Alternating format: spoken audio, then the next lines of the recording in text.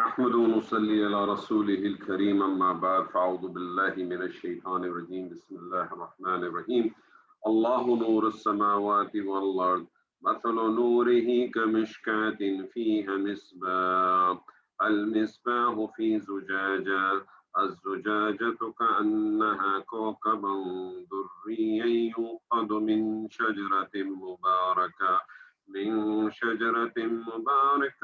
زيتونة لا شرقية ولا غربية يكاد زيتها يضيء ولو لم تمسسه نار نور على نور يهدي الله لنوره من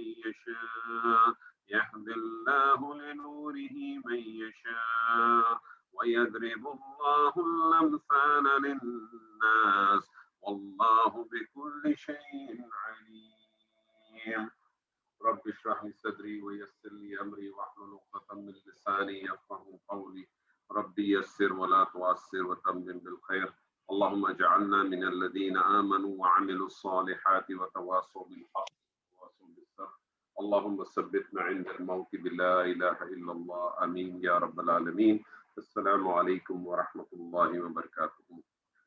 الحمدللہ ثم الحمدللہ، آج ہم ایک بار پھر اس جگہ پہ جمع ہیں اللہ تعالیٰ کے اس کلام کو سننے اور سمجھنے کے لیے، اور اس دعا کے ساتھ کہ اللہ تعالیٰ ہمیں اس میں سے صرف خیر ہی خیر عطا فرمائے۔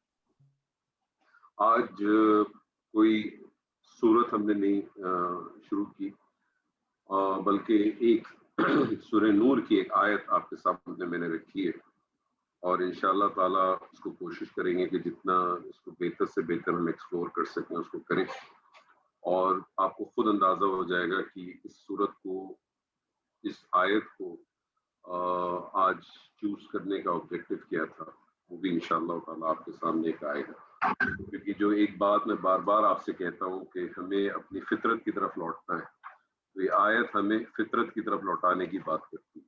جو آیت ہم سے کہتی ہے کہ فطرت کی طرف لوٹیں گے تو ہی سب کچھ حاصل ہو سکتا ہے، اگر فطرت پر نہیں لوٹیں گے تو پھر ہم میں اور ایک جانور میں کوئی بہت زیادہ فرق نہیں رہے گا، کیونکہ ہدایت اگر حاصل کرنی ہوگی تو وہ اسی صورت میں ممکن ہوگی کہ جب انسان اپنی فطرت کے ساتھ جڑا رہے۔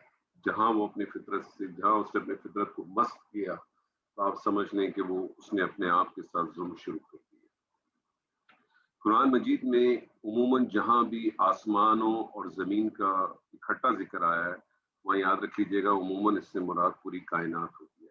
اس زمین آسمان سے مراد جب اللہ تعالیٰ کہتا ہے آسمانوں اور زمین اور جو کچھ اس کے درمیان ہے، وہ اس طرح سے بھی آیت آتی ہے، اس کا مطلب پوری کائنات ہوتی ہے۔ اس کی وجہ یہ ہے کہ ہمیں آج تک نہیں پتہ چلا کہ پہلا آسمان کدھر ہے، کائنات کہاں ہوگی۔ سورہ نور اور اس آیت کا جو ٹائٹل بھی دیا جاتا ہے، اس آیت کو آیت النور کے حساب سے ٹائٹل دیا جاتا ہے۔ تو نور بیسیکلی روشنی کو کہتے ہیں، اور ہم اس کو روشنی کے مفہوم میں رکھیں گے، ابھی دوسرے کسی نور کے مفہوم میں نہیں جانا چاہیں گے۔ تو نور بنیادی طور پہ تین طریقوں سے ہوتا ہے، یعنی تین طریقے ہو سکتے ہیں نور کے۔ پہلا طریقہ تو یہ کہ روشن چیزوں کا نور، یعنی مثلاً سورج ہے، چاند ہے، ستارے ہیں، کوئی چراغ ہے، کوئی ٹیوب لائٹس ہیں، لائٹس ہیں، یہ ساری چیزیں جلتی ہیں۔ ایسے نور کے بغیر انسان ظاہری چیزوں کو نہیں دیکھ سکتا۔ جو بھی ظاہری چیزیں، اگر یہ روشنی نہ ہو، یہ باہر کی روشنی نہ ہو، تو انسان جو ہے، یہ ساری روشنی اگر اویلیبل نہ ہو تو انسان ان چیزوں کو نہیں دیکھ سکتا۔ دوسرے جو نور ہے وہ آنکھ کا نور ہے۔ آنکھ کا نور جس کی عدم موجودگی میں، اگر وہ آنکھ کا نور موجود نہ ہو تو جو روشن چیزیں، جو آپ کو ساری چیزیں نظر آ رہی ہیں، جو کھیت کھلیان، پہاڑ، سمندر، یہ بڑی بڑی عمارتیں، جو کچھ آپ کو نظر آ رہا ہے، وہ اس کا نور بھی بیکار ہو جاتا ہے اگر آنکھ کا نور موجود ہے۔ تیسرا جو نور ہے وہ وحی یا علم کا نور ہے، یعنی جس کی غیر موجودگی میں انسان ہدایت کے نور سے استفادہ نہیں اٹھا سکتا، کوئی فائدہ نہیں اٹھا سکتا۔ اگر وہ وحی یا علم دین کا جو نور ہے وہ اگر اویلیبل نہیں ہے تو آدمی ہدایت جو اصل مطلوب ہے اس سے وہ اس کو حاصل نہیں کر سکتا۔ جس طرح سے اللہ تعالیٰ نے آنکھ کا نور، اللہ نے ہر شخص کو فطری طور پہ عطا کیا ہے، جس جس طرح سے آنکھ کا نور اللہ تعالیٰ نے فطری طور پہ ہر شخص کو عطا کیا ہے، اسی طرح سے ہر شخص کو اللہ تعالیٰ نے نور بصیرت بھی عطا کیا ہے۔ اور لیکن یہ نور بصیرت صرف اسی صورت میں کام کرتا ہے جب انسان کی فطرت سلیمہ اپنی جگہ پہ بالکل صاف ستھری ہو، شفاف ہو۔ اگر وہ صاف ستھری نہیں ہے اور اسے وہ صاف ستھری رکھنے کی خواہش بھی نہیں رکھتا اور نہ اس کی وہ کوشش کرتا ہے، تو پھر وہ جو اس کا جو نور ہے، اس کی جو ہدایت ہے، وہ اس تک پہنچتی نہیں۔ اور یہی سب کچھ اللہ تعالیٰ اس آیت کے اندر بیان فرماتا ہے۔ اللہ تعالیٰ کہتا ہے کہ اللہ نور السماوات والارض، اللہ ہی آسمانوں اور زمینوں کا نور ہے، یعنی آسمان اور زمین جو روشن ہے وہ اللہ ہی کے نور سے روشن ہے، اور وہ نہ ہو تو کچھ بھی نہ ہو۔ یعنی اس کو کسی نے بڑا خوبصورت طریقے سے کہی یہ بات کہ اللہ سے رونق اور بستی میں یہ جو زمین اور آسمان کی جتنی بھی رونق ہیں وہ صرف اللہ ہی کی وجہ سے ہیں، اگر اس کی مدد نہ ہو تو سب ویران ہو جائے گا۔ یہاں جب اللہ ہم سے کہتا ہے کہ یہاں اللہ کے آسمان اور زمین کا نور ہونے کا ہے، اس کا مطلب یہ نہیں ہے کہ اللہ تعالیٰ کا ذاتی نور آسمان اور زمین کا نور ہے، کیونکہ اللہ تعالیٰ نے سورہ شورى کے اندر اللہ تعالیٰ فرماتا ہے لیس کمثلہ شیء وہو السمیع البصیر۔ اللہ تعالیٰ فرماتا ہے کہ اس کی مثل کی کوئی چیز ہی نہیں ہے۔ اس کا مطلب ہے یہاں جس نور کی بات ہو رہی ہے وہ نور نہیں ہے جس کو ہم کہیں کہ وہ ذاتی اللہ کے نور کی بات ہو رہی ہے۔ یہاں نور سے مراد کیا چیز آئے گی وہ انشاءاللہ آپ کے سامنے خود ابھی آ جائے گی کہ کیا چیز ہے۔ اسی طرح سے اس کی ایک اور دلیل یہ بھی ہے کہ اگر اس کے اندر ہم دیکھیں تو جس آسمان اور زمین کی روشن کی بات کرتا ہے، کیونکہ اللہ تعالیٰ کا جو نور ہے اگر ہم اس کو اس نور کے اوپر لے کے جائیں کہ اللہ تعالیٰ کا نور ہے، تو اللہ تعالیٰ کا ذاتی نور جو ہے وہ تو حجاب کے پیچھے، وہ تو پردے کے پیچھے۔ نبی صلی اللہ علیہ وسلم کی ایک بڑی معروف حدیث ہے جس کا مفہوم ہے کہ اللہ عز و جل سوتا نہیں ہے اور اس کے لائق ہی نہیں کہ وہ سوئے۔ وہ ترازو کو نیچے کرتا ہے اور اسے اونچا کرتا ہے۔ رات کا عمل دن کے عمل سے پہلے اور دن کا عمل رات کے عمل سے پہلے اس کی طرف اوپر لے جایا جاتا ہے، اور اس کا حجاب نور ہے۔ اگر وہ اسے ہٹا دے تو اس کے چہرے کی شعائیں، اس کے چہرے کی جو نور ہے، اس کے مخلوق میں سے ہر اس چیز کو جلا دیں گی جہاں تک اس کی نگاہ پہنچے گی۔ تو اس آیت میں جو نور کا مفہوم لیا گیا ہے اس کے بارے میں کہتے ہیں یہ ذو نورن ہے، یعنی ذو نورن کا معنی ہوگا کہ روشن کرنے والا۔ جیسے کہ اگر میں آپ کے سامنے ایک جملہ رکھوں زید عدل، اگر میں آپ کے سامنے ایک بہت سمپل سادہ ایک جملہ اس میں رکھوں زید عدل، تو اس کا مطلب یہ نہیں ہوگا کہ زید عدل و انصاف ہے، بلکہ اس کا معنی ہوگا کہ زید عدل و انصاف والا ہے۔ تو اللہ نور السماوات کا مطلب یہ ہے کہ اللہ ہی ہے جس نے آسمان اور زمین کو روشن فرمایا، اللہ ہی ہے جس کی وجہ سے آسمان اور زمین کو روشن فرمایا گیا ہے۔ اور آسمان اور زمین سے سارا جہاں مراد ہے، جیسے میں نے آپ سے کہا ساری کائنات ہے، یعنی کائنات کی ہر چیز اللہ سبحانہ و تعالیٰ کی پیدا کردہ نور سے روشن ہے۔ یہ نور جو ہے نور حسی بھی ہو سکتا ہے اور مانوی بھی ہو سکتا ہے۔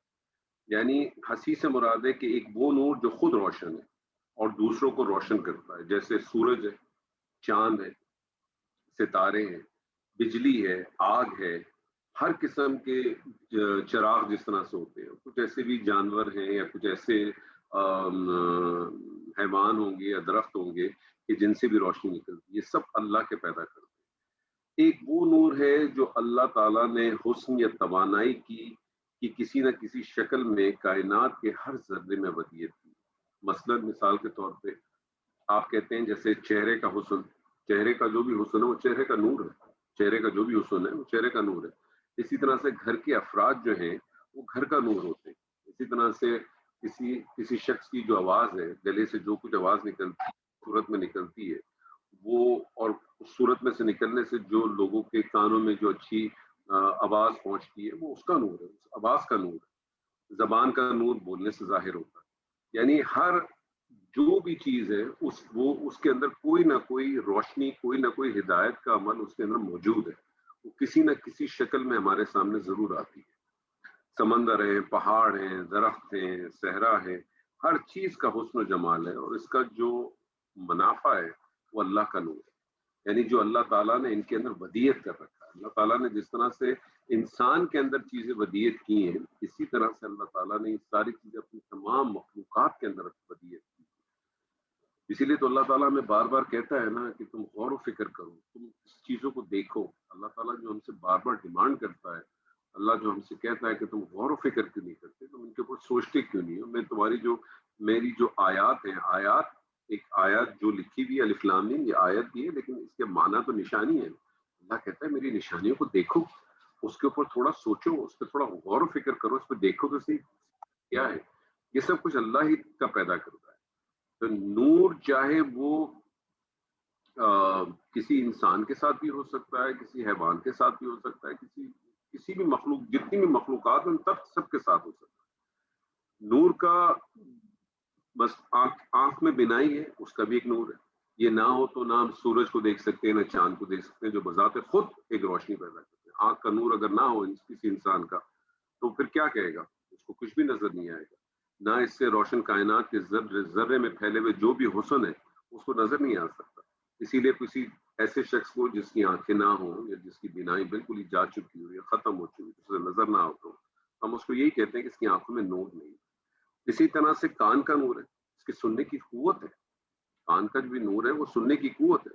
اسی طرح سے چھونے کا، چکھنے کا، سونگنے کا، یعنی یہاں تک کہ انسان کی جو جنسی خواہشات ہیں نا، ان سب کے اندر بھی کوئی نہ کوئی نور کا حصہ موجود ہے۔ کیونکہ نور کو میں نے بھی آپ سے کہا نا، اس کو ذہن میں رکھیں، اس کو روشنی لے رہے ہیں لیکن یہ خود آپ آئیڈینٹیفائی کریں گے انشاءاللہ تعالیٰ کہ ہم بات کس چیز کی کر رہے ہیں، کس چیز کے بارے میں بات ہو رہی ہے، کیا چیز ہے جس کے بارے میں بات ہو رہی ہے۔ تو یہ جو میں نے آپ سے بات کی تھی نا کہ یہ اللہ تعالیٰ نے یہ جو جتنی بھی رونق ہمیں نظر آ رہی ہے، یہ اللہ کی بستی ہے نا، زمین کی اللہ کی بستی ہے۔ یہ اللہ کی بستی میں جو رونق نظر آ رہی ہے، اللہ کی جو آسمانوں پہ جو رونق نظر آ رہی ہے، یہ تمام کی تمام اللہ کی مدد سے۔ اگر وہ نہ ہوتی تو سب ویران ہوتا۔ مانوی نور کی بھی کئی قسمیں۔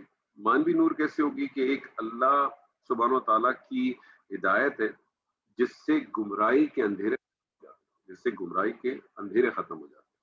اللہ تعالیٰ نے یہ نور جو ہے وہ اپنے پیغمبروں کے ذریعے ہم پہ نازل فرمایا۔ جس طرح سے اللہ تعالیٰ فرماتا ہے، یا ایھا الناس قد جاءکم برہان من ربکم وانزلنا الیکم نورا مبینا۔ اے لوگوں، یقیناً تمہارے پاس تمہارے رب کی طرف سے واضح دلیل آئی ہے اور ہم نے تمہاری طرف ایک واضح نور نازل کیا۔ اب آپ خود آہستہ اس کو ایویلویٹ کریں، اس کو انالائز کریں کہ کیا بات ہوگی، کہ نور سے مراد کیا آ رہی ہے۔ یہ آپ کو آہستہ آہستہ اسی طرف لے کے جا رہی ہے، ہدایت کی طرف لے کے جا رہی ہے۔ نور کے ساری نور ہدایت کی طرف۔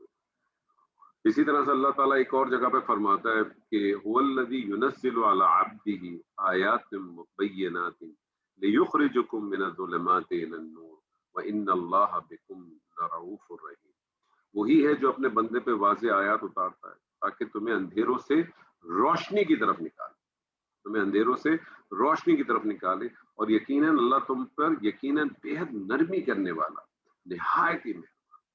اسی بات کو اللہ تعالیٰ نے ایک اور مقام پہ اس طرح سے فرمایا کہ اللہ ولی الذین آمنوا یخرجہم من الظلمات الی النور۔ اللہ ان لوگوں کا دوست ہے جو ایمان لائے۔ یعنی اللہ ہمیں اپنا دوست کہتا ہے، کن کو کہتا ہے؟ جو ایمان لے کے آئے۔ ایمان لانا، کلمہ پڑھ لینا ایمان نہیں ہے۔ کلمہ پڑھ لینا تو ایک طرح کا آپ نے ایک ایگریمنٹ کیا ہے۔ آپ کوئی گاڑی خریدنے جاتے ہیں، کوئی گھر خریدنے جاتے ہیں، اور آپ پہلی دفعہ جا کے اس کے ساتھ اگر کوئی ڈاکیومنٹ سائن کرتے ہیں، اس کا مطلب یہ نہیں وہ گھر آپ نے خرید لیے، وہ گاڑی آپ نے خرید لی، وہ تو آپ نے ایک ایگریمنٹ سائن کیا، وہ آپ نے ایک پابندی کا ایک ایگریمنٹ سائن کیا، آپ نے اس چیز کو ایگری کیا۔ ایمان لانا تو پھر اس کے اوپر ڈٹ جانا، اس پہ جم جانا، اور پھر جب ایمان لے کے آتے ہیں تو جس کے بارے میں کیا کہا ہے کہ آسمان سے جو ہے فرشتے نازل ہوتے ہیں، فرشتے آتے ہیں ان سے۔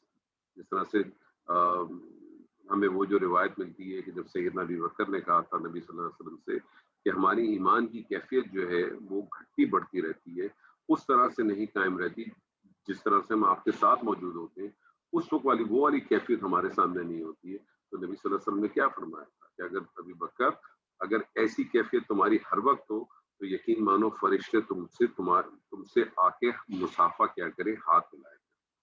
اسی طرح سے اللہ تعالیٰ فرماتا ہے کہ قد جاءکم من اللہ نور و کتاب مبین۔ بے شک تمہارے پاس اللہ کی طرف سے ایک روشنی اور واضح کتاب آئی، بالکل سیدھی سیدھی۔ تو اس مانوی نور کی دوسری قسم حق پہچاننے اور قبول کرنے کی وہ استطاعت ہے جو ہر انسان کے دل میں ہوتی ہے. کیونکہ جس طرح سے اللہ تعالیٰ نے آنکھوں میں نور دیا ہے، آنکھوں کی جو روشنی دی ہے، آنکھوں پر جو نور ہے، وہ فطری طور پہ اللہ تعالیٰ نے جس طرح سے ہر انسان کو دیا ہے، اسی طرح سے اللہ تعالیٰ نے اس حق کو پہچاننے کا بھی نور جو ہے وہ اللہ تعالیٰ نے انسان کی فطرت میں رکھا ہے، جو شروع سے اللہ تعالیٰ نے ہر انسان کے دل میں رکھ دی ہے.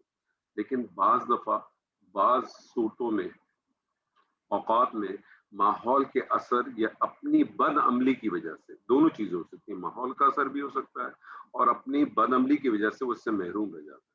نبی صلی اللہ علیہ وسلم کی ایک حدیث ملتی ہے جس کا مفہوم ہے، آپ نے کہا کہ پیدا ہونے والا ہر بچہ فطرت پر پیدا ہوتا ہے، پھر اس کے ماں باپ اسے یہودی بنا دیتے ہیں یا نصرانی بنا دیتے ہیں یا مجوسی بنا دیتے ہیں. اس کی مثال انہوں نے اس طرح سے فردر دی کہ جیسے چوپایا پیدا ہوتا ہے نا، تو اس کے پورے اعضاء پورے اعضاء ہوتے ہیں. اس کا کان ناک کاٹنا یہ سب تو ہم کرتے ہیں، یہ سارے کام تو ہم کرتے ہیں. میں نے جب اس حدیث کو دوبارہ پڑھا تو میرے ذہن میں فوراً آیا کہ ہمارے یہاں بھی ایک روایت ہے، قربانی کے جو جانور ہوتے ہیں ہم بعض دفعہ ان کے ساتھ بھی کچھ کٹنگ کرتے ہیں، اور مجھے نہیں معلوم کہ اس کے پیچھے کیا اس کا ریزن ہے، کوئی دلائل ہے، کیا اس کا ریزن ہے. بلکہ سورہ انعام کے اندر بھی ایک آیت اسی طرح سے ملتی ہے کہ اسی قسم کے کام کرتے. تو یہ بھی ہمیں دیکھنا چاہیے کہ کیا وہ ہم جو اس قسم کے جانور جو قربانی کے لیے لیتے ہیں کیا وہ بھی درست ہوں گے کہ نہیں ہوں گے، کیونکہ ذکر تو آیا ہے، کرتے تو ہم لوگ ہیں. ہم کسی نیچرل چیز کو ان نیچرل کر رہے ہیں، اس کے پیچھے کیا ہماری تھیوری ہے، کیا اس کے پیچھے ہماری سوچ ہے، اس پہ تو ہم بات نہیں کر رہے. لیکن اس کی کیا یہ کرنے کی جو وجہ ہے، یہ کہاں سے آئی ہے، کہاں سے ہمارے اندر آئی ہے، کس جگہ سے ہم نے لی ہے، یہ اس کو ضرور دیکھنا چاہیے. ہدایت کا یہ نور اگر کسی کے دل میں نہ ہو، ہدایت کا یہ جو کہ اللہ تعالیٰ نے بلٹ ان رکھا ہوا ہے، اگر یہ اللہ تعالیٰ یہ ہدایت کا نور نہ رکھتا، بلٹ ان نہ ہوتا، تو چاہے جتنے بھی انبیاء آ جاتے، جتنی بھی آیات الہی نازل ہو جاتی، دل کے اندھے کو ان سے کچھ فائدہ نہیں، دل کے اندھے کو ان سے کچھ فائدہ نہیں ہوتا. اگر یہ نور آنکھوں یا کانوں میں نہ ہوتے، اگر یہ نور ہمارے آنکھوں یا کانوں میں نہ ہوتے، تو اللہ تعالیٰ کے تمام معجزات جتنے بھی ہیں اور جتنی بھی اللہ تعالیٰ نے ہمیں واعظ کی ہیں اور جتنی بھی اللہ تعالیٰ نے ہمیں نصیحت کی ہیں، وہ سب بیکار ہوتے ہیں. یہ کبھی آپ نے غور کیا ہے کہ اللہ کے جو معجزات ہم جو پڑھتے ہیں قرآن مجید میں پڑھتے ہیں، اللہ کے معجزات میں بڑی بڑی نشانیاں ہیں، کیا ان نشانیوں کو سننے کے بعد، کیا ان نشانیوں کو پڑھنے کے بعد ہونا کیا چاہیے، ہمارا رویہ کیا ہونا چاہیے؟ ہمارا رویہ تو یہ ہونا چاہیے کہ ہمارے دل بالکل جھک جائیں اس پر. لیکن ہمارے دل جھکتے نہیں ہیں، ہم ان کو ان معجزات کو ہم صرف ایک قصص کے طور پہ لیتے ہیں اور ہم اس کو ایک قصہ کہانیاں سمجھتے ہیں اور قصہ گوئی سمجھتے ہیں اور قصہ گوئی سمجھ کے ہم آگے بڑھ جاتے ہیں. ہم نے اس کو قصص سے آگے کوئی چیز نہیں دی. ہمارے لیے اس کی اہمیت صرف ایک قصے تک ہے، اور پھر ہم کسی کو بتا دیں کہ ہاں جی وہ اس طرح سے اونٹنی ایک نکلی تھی، ایک طرح سے جو ہے وہ اپنا کیا کہتے ہیں وہ عصا ہوتا تھا، یہ مار گیا، وہ چاند کے اوپر انگلی کی 2 ٹکڑے ہو گئے، ہم اسی میں خوش ہیں. اس کے پیچھے جو اصل چیز ہے اس کو ہم دیکھتے ہی نہیں جو کہ مطلوب ہے. اسی لیے اللہ تعالیٰ کہتا ہے نا فلا یتدبرون القرآن، تم اس کے پیچھے دیکھتے نہیں، اس سے پیچھے ہم کہنا کیا چاہتے ہیں، اسی پہ تو غور و فکر کرتے. اور یہ بڑی بدقسمتی ہے ہماری، ہم سب کی بدقسمتی ہے. آج وہ لوگ جو اس کتاب کے ساتھ جڑے ہوئے ہیں اور وہ لوگ بھی جو اس کتاب کے ساتھ بالکل دور ہیں. جو بالکل دور ہیں ان کے ساتھ تو مسئلہ اس قسم کا ہو گیا ہے کہ جب وہ کوئی سوال جواب پوچھنے جاتے ہیں تو سامنے والا 2 ہی باتیں کہہ دیتا ہے کہ نہیں اس قسم کے سوال نہیں پوچھا کرو، اس قسم کے سوال پوچھنے سے تمہارا ایمان ختم ہو جائے گا، اس قسم کے سوال پوچھنے سے تمہارے ساتھ فلانا مسئلہ ہو جائے گا. آپ کو اس کا جواب نہیں معلوم، آپ اس کے لیے خاموشی اختیار کریں. اس کا مطلب یہ تھوڑی کہ اس کے ہاتھ پیر کو باندھ دیں. آپ اس کے ہاتھ پیروں کو کیوں باندھتے ہیں؟ اس کو کہیں کہ جو بیٹا یا بھائی تم نے یا بہن جو تم نے یہ سوال پوچھا ہے جو کچھ ہے، میری اپنی دانش میں تو میں اس کو اس طرح سے سمجھتا ہوں، اس سے زیادہ مجھے نہیں سمجھ میں آ رہی ہے. لیکن تم اس کتاب کو پڑھو، تم اس پہ غور و فکر کرو، اللہ سے دعا کرو، اللہ تمہیں ضرور اس کی منزلیں کھولے.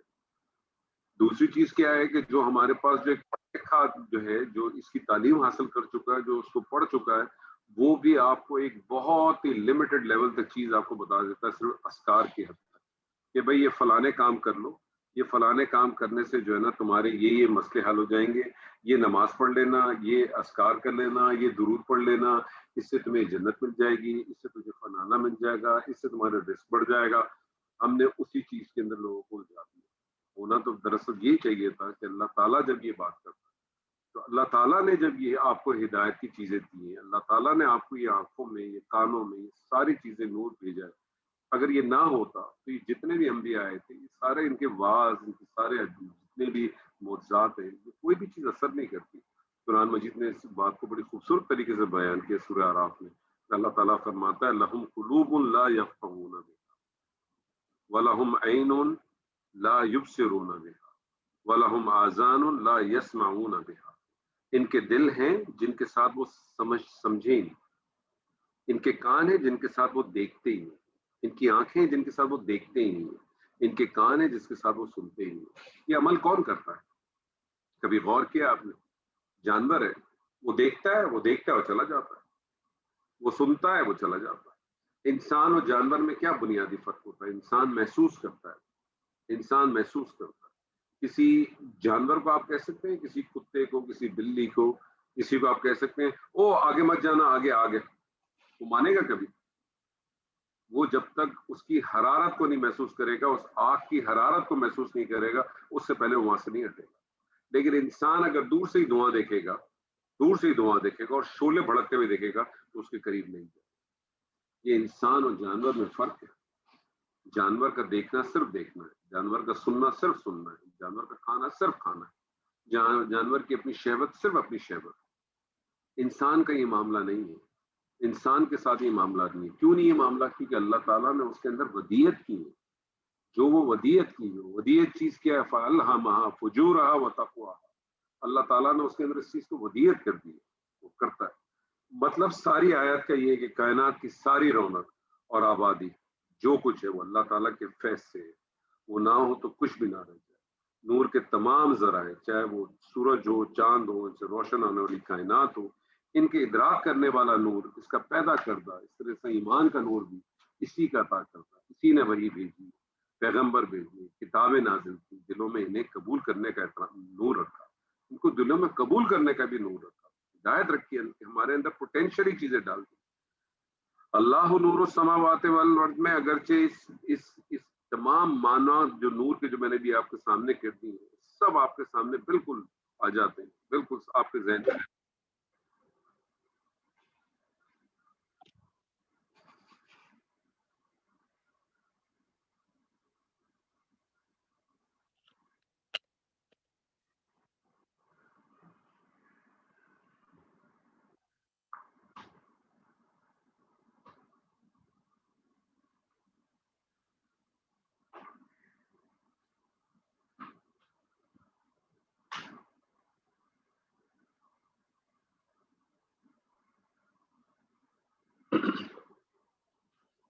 وہ سارے چیزیں آپ کے ذہن میں رہیں گی تو انشاءاللہ تعالیٰ یہ بات اور بھی بہت اچھی طرح سے خوبصورت طریقے سے ہمارے سامنے آتی ہے۔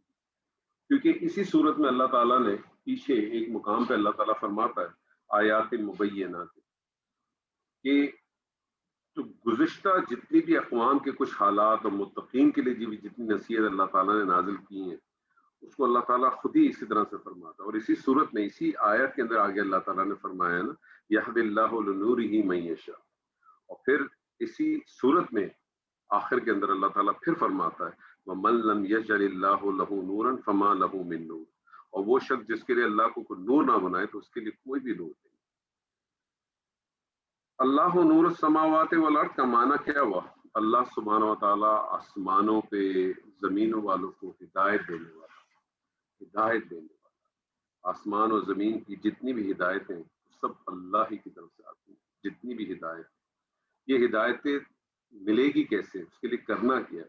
ابھی تک تو بات یہ تھی کہ یہ جو بات ہے ساری، یہ جو سارا میں نے آپ کے سامنے جو پورا ایک سٹرکچر کھینچا، یہ اصل بنیاد بات تو ہدایت کی ہو رہی ہے، اور اللہ تعالیٰ نے یہ سارے سورسز ہمیں دیے ہیں، سارے انگریڈینٹس ہمارے پاس موجود ہیں۔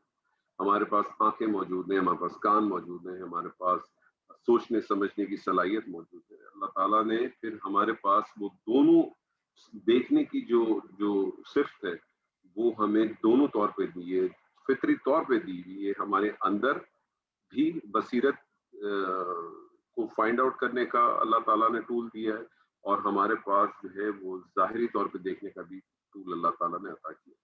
इसी बात को अल्लाह ताला ने फिर ये सूरह नाम में भी ब्यूटीफुल, सूरह जुमर में भी अल्लाह ताला ने इसी तरह से फरमाया ना कि अफमन शरा अल्लाहु सदरहु लिल इस्लाम फहुवा अला नूरिन मिन रब्बी, क्या वो शख्स जिसका सीना अल्लाह ने इस्लाम के लिए खोल दिया है, सो वो अपने रब की तरफ एक रोशनी पर है।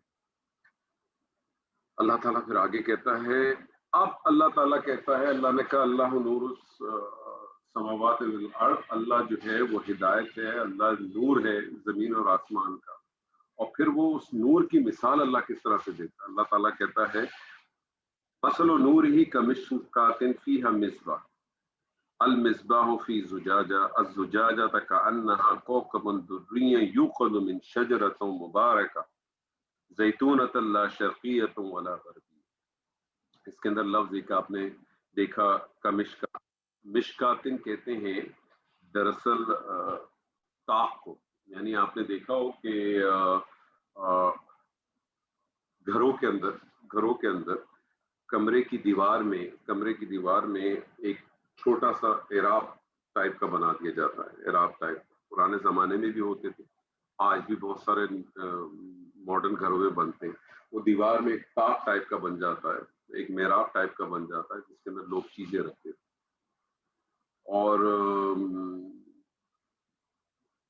अल्लाह ताला कहता है कि उसकी मिसाल एक इसी तरह से कि एक ताक है, और उसके अंदर फीहा मिस्बाहुन ये जिसको हम सुबह कहते हैं ना, सुबह कहते हैं ना जिसको, ये उसी से निकला है। मिस्बाह कहते हैं चिराग को। अल्लाह ताला फरमाता है कि एक उसकी मिसाल इस तरह से है, उसके नूर की मिसाल इस तरह से है कि एक जो है वो ताक है, और उस ताक के अंदर जो है वो एक चिराग है, और चिराग जो है वो उस दीवार के अंदर रखा हुआ, वो दीवार जो है वो आर पार नहीं होती। जुजाजा कहते हैं, और वो जो चिराग है वो जुजाजा में, यानी मतलब आप उसको जहन में अगर रखें कि लेट्स से ये आप इस तरह समझें कि ये जो है ना ये चिराग है, इस चिराग को एक ग्लास में रखा हुआ है। ये आपने अपनी आम जिंदगी में भी देखा होगा, ये ग्लास के अंदर एक चिराग होता है, या मोमबत्ती आप रख लें, उसके अंदर ये चिराग है और ये ग्लास है, और ये ग्लास जुजाजा कहते हैं क्रिस्टल क्लियर ग्लास, ऐसा ग्लास जो बिल्कुल हो, शीशे का फानूस हो आप उसको कह लें। और खाली उसके ऊपर ये नहीं है, बल्कि उसके ऊपर आगे अल्लाह कहता है कि वो जो है ना कान्ना कौकबन दुर्रिय्युन युक़दु, मतलब वो इस तरह से कि उसके अंदर जो है, उसके अंदर जो है वो एक तो वो चमकता हुआ है, बिल्कुल क्रिस्टल क्लियर है, और फिर उसके अंदर जो है, उस चिराग के अंदर जो है वो एक ऐसी चीज मौजूद है, जिसके अंदर बड़ी ताकत है कि वो बहुत जल्दी आग को पकड़ सकती है। आग अभी उस पर लगी नहीं है, लेकिन वो उस आग को पकड़ सकती है, उस चीज। ला शर्क़िय्युन वला ग़रबिय्या, अब ये ला शर्क़िय्युन वला ग़रबिय्या के अल्फाज से आगे उसको इसी तरह से कहा है कि वो जैतून की, मुबारकन जैतूना की मिसाल दी। मुबारकन के हवाले से भी एक चीज ज़हन में रख लें पहले आप, कि मुबारकन बेसिकली उस चीज को कहते हैं कि जिसके अंदर जो है वो कंटिन्यू लेवल के ऊपर जो है ना आपको बेनिफिट मिलता रहे, ऐसा बेनिफिट जो कंटिन्यू लेवल के ऊपर आए। ऐसा नहीं है कि वो थोड़ा सा रह के परमानेंट रह के खत्म हो जाए, यानी वो अपना क्या कहते हैं जिसके अंदर फायदा हो आपको, और इसका बढ़ना है, और इसका तवक्को से ज्यादा बढ़ना है, यानी एक ऐसी चीज हो कि जो आपकी बहुत तवक्को से ज्यादा बढ़ जाए। और मुबारक के अंदर एक और चीज भी होती है, हम तो वैसे इसको मुबारक को बरकत में लेके चले जाते हैं, इसके अंदर एक और माना भी आता है कि जो अपनी जगह पे कायम भी है, यानी वो सिर्फ इस तरह से नहीं है। तो ला शर्क़िय्युन वला ग़रबिय्या, उसके बारे में फिर उसको इस दो तरीकों से उलमाओं ने दो तरीकों से डिफाइन करने की कोशिश की है। एक तो उन्होंने ये की है कि ये वो तेल है जैतून के ऐसे दरख्त से हासिल हुआ है जो ना मशरिक की जानिब है और ना ही वो मगरिब में कोई पहाड़ या ऊँट की तरफ है, जिसकी वजह से इस पे सिर्फ दिन के पहले हिस्से में धूप पड़ती है, और ना मगरिबी है اور اس کے مشرق میں کوئی پہاڑ یا اونٹ جس کی وجہ سے اس پہ صرف دن میں پچھلے پیر کی طرف دھوپ پڑتی ہے، یعنی وہ ایسی سینٹر کی جگہ پر ہے، وہ جو بھی درخت ہے، وہ شجر ہے، وہ ایسی سینٹر کی جگہ پر ہے کہ جہاں اس کو دھوپ جو ہے بڑے خوبصورت طریقے سے ملتی ہے، اور وہ اسی کی وجہ سے اس کا جو تیل ہے یا اس کی جو بھی فروٹس ہے وہ مبارکن ہے، کیونکہ درخت مبارکن ہے تو کنٹینیوٹی دیتا ہے اور بہت دیتا ہے، توقع سے زیادہ دیتا ہے۔ اس کی دوسری ٹرانسلیشن اس طرح سے کی گئی ہے کہ زیتون کا وہ درخت نہ مشرق کی جانب ہے نہ مغرب کی جانب ہے، بلکہ دوسرے درختوں کے عین درمیان واقع ہے، لیکن ہے وہ بھی اسی طرح سے، بات وہ بھی اسی طرح سے کی جا رہی ہے۔ تو زیتون نہ شرق کا نہ غرب ہے، باغ کا بیچ ہے، نہ صبح کی نہ صبح کی دھوپ اس کو کھا جاتی ہے، نہ شام کی، خوب ہرا بھرا ہے۔ تو مثل و نور ہی، یعنی اس کے نور کی مثال سے مراد ہے کہ کس نور کی مثال کی بات ہو رہی ہے۔ ابن عباس نے اس کے بارے میں بڑی خوبصورت بات کی ہے۔ ابن عباس فرماتے ہیں اس کے نور کی مثال ایک تاک سی ہے، وہ جو تاک کی بات کی ہے کمشکات ہے، اور فرمایا مومن کے دل میں اللہ تعالیٰ کی جو ہدایات ہیں کی مثال اس طرح سے جیسے صاف زیتون کا تیل ہے۔ اللہ تعالیٰ نے جو اس کے اندر ہدایت ڈال دی ہے، ودیت کی ہے، جو پہلے سے موجود ہے، وہ جو بیج ہے، وہ جس طرح سے ڈاکٹر صاحب کہتے ہیں نا کہ آم کی جو گٹلی ہے اس کے اندر پوٹینشیلی پورا آم موجود ہے، تو اللہ تعالیٰ نے ہمارے اندر وہ ہدایت کا سارا جو ثمر ہے وہ اللہ تعالیٰ نے ہمارے اندر بلٹ ان کیا ہوا، اور وہ اتنا صاف ہے جیسے زیتون، اور زیتون کا بھی لفظ اللہ تعالیٰ نے کتنا خوبصورت استعمال کیا۔ آپ جانتے ہیں کہ عرب جو ہے، کیونکہ عرب اس کا پہلا وہ تھا جس کے اوپر خطاب ہے، عرب تیل کو کہتے بھی زیت ہے، تیل کو کہتے بھی زیت ہے، اور زیتون کا ایسا ہے کہ عرب کے اندر اگر دو تین چیزیں نہ ہوں تو وہ عرب کا گھر ہی نہیں کہلاتا۔ عرب کے گھر میں اگر کھجور نہ ہو، عرب کے گھر میں اگر زیتون نہ ہو تو وہ عرب کا گھر ہی نہیں کہلاتا۔ وہ زیتون کو کھانا، وہ زیتون کا تیل استعمال کرنا، زیتون کو اپنے جسم پہ لگانا، جتنے بھی آپ اس کے یوٹیلائزیشن کر سکتے ہیں، اللہ تعالیٰ وہ ان کے ذہن میں لاتا ہے، کیونکہ اللہ تعالیٰ ان سے اسی زبان میں خطاب کرنے کی کوشش کرتا ہے جس سے وہ واقف ہوتے، جس سے وہ واقف تھے، تو پہلے ان کے ساتھ بات ہو رہی تھی۔ تو ایسا زیتون کا تیل قریب ہوتا ہے اس سے پہلے کہ ریشن ہو جائے، اس سے آگ چھوئے، یعنی اس میں اتنی کیپیسٹی ہے اس تیل کے اندر، اس کے اندر اتنی کیپیسٹی ہے کہ اندر جو چراغ کے اندر جو چیز موجود ہے، جو چراغ کے اندر ایک فیول موجود ہے، وہ جو درخت کے اندر جو تیل آ رہا ہے اس کی کیپیسٹی اتنی ہے کہ اس کو فوراً وہ چاہے تو جلا دے، حالانکہ ابھی تک اس پہ کسی نے آگ نہیں لگائی۔ اور ایسے ہی مومن کا دل ہے، یعنی اس سے پہلے کہ اس کے اندر ایک ہدایت پہ عمل کرنے والا ہوتا ہے، اس کے پاس جب علم آتا ہے، اس کے پاس ایک ہدایت اس کے اندر انٹرنلی موجود ہے، ایک بلٹ ان اس کے اندر اللہ تعالیٰ نے ہدایت دی ہوئی ہے، اور ایک ہدایت جو اس کو باہر سے آتی ہے۔ اب ذہن میں رکھیں یہ باہر سے ہدایت کون سی ہوگی؟ پہلی تین چیزیں آپ ذہن میں رکھیں جو آپ کی اندرونی ہے۔ وہ اندرونی چیز کیا تھی کہ آپ کے اندر ایک طاق ہے، ایک طاق اللہ بتا رہا ہے کہ ایک طاق ہے، طاق میں ایک جو ہے وہ چراغ ہے، چراغ کے اندر بھی ایک چیز موجود ہے، اور چراغ جو ہے کور ہے گلاس کے ساتھ کور ہے، اور اس چراغ کے اندر جو پوٹینشلی جو چیز جو مادہ موجود ہے وہ باہر سے آ کے اس کو ہٹ بھی کرتا ہے، وہ باہر سے آ کے اس کو ساتھ ہٹ کرتا ہے۔ تو مومن کے دل میں اللہ کی ہدایت کے نور کی مثال دے کر زیادہ سے زیادہ روشن بیان کرنا مقصد کیا تھا؟ اس کے لیے کہ ایسے چراغ کی روشنی سے تشبیہ دی ہے جو آیت کے نزول کے وقت رات کے اندھیرے میں روشنی کے لیے انسانی استعمال میں آتی ہے۔ یعنی آپ یہ دیکھیں کہ چراغ آپ کب جلاتے ہیں؟ چراغ آپ کب جلاتے ہیں؟ جب اندھیرا ہو جاتا ہے، کیونکہ دن کی روشنی میں تو آپ کو چراغ جلانے کی ضرورت نہیں۔ دن کی روشنی میں اللہ تعالیٰ یہ تمثیل جو بیان کر رہا ہے، وہ تمثیل کس طرح سے بیان کرتا ہے؟ سب سے پہلے یہ کہ وہ چراغ ایک طاق میں ہونے کی وجہ سے ہوگا کیا؟ جب تک چراغ ایک ایسی جگہ پہ ہوگا جہاں وہ چھپا ہوا ہے، جگہ پہ جو ہے، تو اس سے کیا ہوگا کہ اس کی جتنی بھی اس چراغ سے جتنی بھی شعائیں نکلیں گی، وہ ایک جگہ پہ جمع ہو جائیں گی، کیونکہ اگر وہ ہوا میں کسی جگہ پہ ہوگا تو دھڑبڑ کرے گا اور زیادہ روشنی کا باعث بنے گا۔ اگر وہ کسی جگہ کھلی جگہ میں ہوگا تو اس کی شعائیں ڈیفینیٹلی بکھر جائیں گی۔ دوسری چیز اس کی روشنی کو بڑھانے والی چیز کیا ہے کہ وہ چراغ کو ایک شیشے میں رکھا ہوا ہے، یعنی اس کی وجہ سے وہ اور گلو کرے گا، اور وہ جو شیشہ بھی ہے وہ بھی کرسٹل کلیئر ہے۔ اگر جو شیشہ اگر وہ زجاجہ نہ ہوتا، ایک نارمل گلاس ہوتا، وہ گلاس کورڈ ہوتا اور کچھ نظر نہیں آتا تو روشنی باہر بھی نہیں پھیلتی۔ یعنی طاق میں جس چراغ کو رکھا ہوا ہے اس چراغ پہ گلاس ڈالنے کی بھی وجہ کیا ہے کہ وہ چراغ شیشے کا ایک فانوس ہے جس سے وہ ہوا اگر ہوائیں بھی چلے تو اس سے بھی محفوظ ہوگا، اور فانوس کی وجہ سے اس کی روشنی کئی گنا بڑھ جائے گی۔ یہ عمل آپ اپنے گھر میں بھی کر کے دیکھ سکتے ہیں۔ آج آپ ایک موم بتی لیجیے، موم بتی کو لے لیجیے اور اس کو ایک جگہ پہ اس طرح سے رکھ دیں، اور اسی کے اوپر آپ اس موم بتی کو کور کر دیں کسی کرسٹل کلیئر گلاس سے، اس کے اوپر آپ ڈال دیں اور آپ اس کی روشنی کے ڈفرنس کو آپ دیکھ لیجیے کہ وہ کس طریقے سے اس کو پھیلے گی۔ اور وہ شیشے، وہ عام شیشے کا بنا ہوا تو ہے نہیں، روشنی میں معمولی اضافے کا باعث ہے، بلکہ وہ اتنا شفاف اور چمکدار ہے جیسے کوئی چمکتا ہوا تارا ہو۔ چوتھی چیز یہ کہ وہ چراغ کسی عام تیل سے روشن نہیں کیا جا رہا، یعنی ہو نا کہ چھوٹا موٹا کچھ مٹی کا تیل آپ نے ڈال دیا اور اس سے آپ کر رہے ہیں، بلکہ تیل تمام قسموں کے جتنے بھی شفاف تیل ہے، سب سے زیادہ روشنی دینے والا تیل ہے، اور وہ جو روشنی بھی بہت زیادہ دیتا ہے اور کسی قسم کا دھواں بھی نہیں دیتا، وہ اس کے ساتھ روشن کیا جا رہا ہے، جو روغن زیتون ہے۔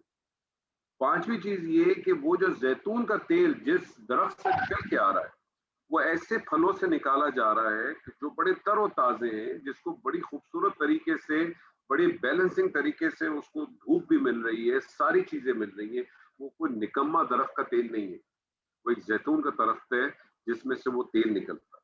چھٹی چیز یہ کہ وہ تیل اتنا شفاف ہے، وہ اتنا شفاف ہے اور اتنا تیز ہے کہ اس پہ آگ لگائے بغیر بھی ماچس کی تیلی لگائے بغیر بھی اس سے وہ روشنی پھوٹنے لگتی ہے۔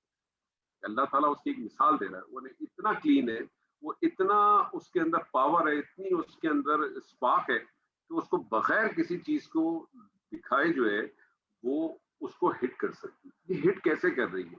یہ ہٹ اس طرح سے کر رہی ہے، آپ اس کو اس طرح سے سمجھے کہ ایک روشنی جو اس کے اندر تھی اور ایک روشنی باہر سے تھی، یہ دونوں جب باہر سے روشنی، اندر کی روشنی اور باہر کی روشنی ایک دوسرے کے ساتھ ہٹ کرتی ہیں تو پھر یہ بنتا ہے نور علی نور، یہ بن جاتا ہے پھر نور علی نور۔ یعنی اللہ تعالیٰ اپنی ہدایت کو بتاتا ہے کہ ہدایت کس طرح سے ہم تمہارے اندر ٹرانسفر کرتے ہیں۔ اب اس بات کو، یہ تو ہم نے اس کو جو اس کے الفاظ تھے اس الفاظ کے حوالے سے دیکھا تھا، اسی چیز کو اب ذرا اسپرچولی دیکھیں۔ اللہ تعالیٰ نے جس طرح سے میں نے کہا کہ اللہ تعالیٰ نے یہ ایک تشبیہ دی تھی، اللہ تعالیٰ نے ایک ایگزامپل دی، ایک تشبیہ دی۔ اب اس تشبیہ کو انسان اپنے اوپر اس کو لا کے دیکھے کہ تشبیہ بنتی کیسے۔ طاق بیسیکلی جیسے میں نے یہ آپ کو بتایا، تو طاق جو بنا ہوا ہوتا ہے اس کی اگر آپ شکل دیکھیں، وہ جو آگ بنتا ہے، وہ جو محراب بنتا ہے، انسان کے جو رب کے ارد، اس کو اگر آپ دیکھیں نا تو اس کی شکل اسی طرح سے بنتی ہے۔ تو طاق سے مراد ہے انسان کا سینہ، اس طاق سے مراد ہے انسان کا سینہ۔ یہ جو چراغ اور اس کا تیل جو اس میں بات کی جاتی ہے، چراغ اور جو تیل ہے وہ بیسیکلی کیا ہے؟ نور بصیرت ہے یا نور ایمان ہے، جس کو آپ، کچھ لوگوں نے اس کو کہا روح بھی ہو سکتی ہے، کیونکہ روح کے بارے میں پھر یہ ہے کہ وہ روح دل کے اندر ہے کہ دل کے اطراف میں، لیکن یہ نور بصیرت یا نور ایمان ہے۔ فانوس کیا چیز ہے؟ انسان کا دل ہے۔ فانوس جو ہے وہ انسان کا دل ہے۔ اب آپ سمجھ لیں کہ یہ آپ کا رب کیش تھا، یہ جو آپ کا طاق ہے، اس کے اندر انسان کا دل ہے، اس کے اندر انسان کا دل ہے۔ اس انسان کے دل کے اندر نور بصیرت یا نور ایمان موجود ہے۔ چراغ کے اندر موجود تھا نا، اس چراغ کے اندر موجود تھا۔ اور جو شیشہ ہے، وہ جو شیشہ اطراف میں شیشہ ہے، وہ انسان کی فطرت سلیمہ ہے، وہ انسان کی فطرت سلیمہ ہے۔ اور یہ شیشہ اللہ نے کہا زجاج ہے، کرسٹل کلیئر ہے۔ انسان جب پیدا ہوتا ہے تو بنیادی طور پہ اس کے اندر ساری چیزیں صاف ستھری موجود ہیں۔ ایسے ہی ہے نا، آپ کوئی بازار سے بھی اگر آپ آج جائیں اور آپ کی بیگم کہے کہ چلے جی کل عید آ رہی ہے، ہم جا کے کچھ شاپنگ کرتے ہیں، اور آپ جا کے کوئی واس خرید لے کے آ جائیں یا کوئی کرسٹل کی کوئی چیز لے کے آئیں، کوئی گلاس والی کوئی چیز لے کے آئیں، تو آپ دیکھیں بالکل برینڈ نیو، صاف ستھری ہوتی ہے، کلین ہوتی ہے۔ اب اس کو لا کے آپ چھوڑ دیں اور اپنی جگہ پہ بٹھا دیں تو کچھ عرصے بعد کیا ہو جائے گی؟ گندی ہو جائے گی، مٹی لگ جائے گی۔ تو بیسکلی اللہ تعالیٰ نے جو آپ کو انٹرنل پارٹ آپ کا بتا دیا، اللہ تعالیٰ نے کیا بتایا کہ اللہ تعالیٰ نے انسان کے اندر بتایا کہ انسان کے اندر ایک دل ہے، اس دل کے اندر اللہ تعالیٰ نے اس کی نور بصیرت اور نور ایمان کو ڈال دیا، اور اس نور بصیرت اور نور ایمان کے اندر جو ہے وہ پوٹینشلی سب کچھ موجود ہے، وہ فلیئر موجود ہے اس کے اندر، وہ اس کے اندر فلیئر موجود ہے۔ اور یہ جو فلیئر ہے یہ کورڈ، یہ دل ہے، یہ دل کے اندر وہ چیز موجود ہے، اور یہ کورڈ ہے اس کرسٹل کلیئر گلاس سے موجود ہے. یہ تین چیزیں اندرونی چیزیں ہوگی انسان کی. چوتھی چیز کیا تھی؟ وہ درخت تھا نا، شرقین و غربین، ٹھیک ہے، مبارکن. یہ کیا چیز تھی؟ یہ وہ وحی ہے. یہ وحی ہے جو وحی انسان کی طرف آتی ہے. یہ جب وحی انسان کے پاس آتی ہے تو اس وحی کے اندر بھی ایک فیول تو اندر موجود ہے آپ کے آلریڈی. یہ جب وحی وہاں سے آتی ہے تو یہ فیول اس کو کیچ کرتا ہے اور یہ پھم کھل جاتا ہے اور یہ بن جاتا ہے نور علی نور. اصل بنیاد چیز کیا ہے؟ ہدایت پوٹینشلی اللہ تعالیٰ نے موجود رکھی ہے ہم سب کے اندر. فَأَلْهَمَهَا فُجُورَهَا وَتَقْوَاهَا.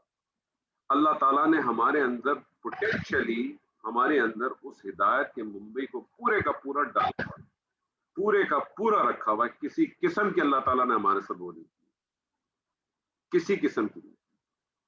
یہ جب ہدایت یا آیت الہی جو ہم پڑھتے ہیں، جو ہم تک پہنچتی ہیں، ایسے شخص جس کی بصیرت اس کو قبول کرنے کے لیے پہلے سے تیار ہے، پہلے سے بےتاب ہے.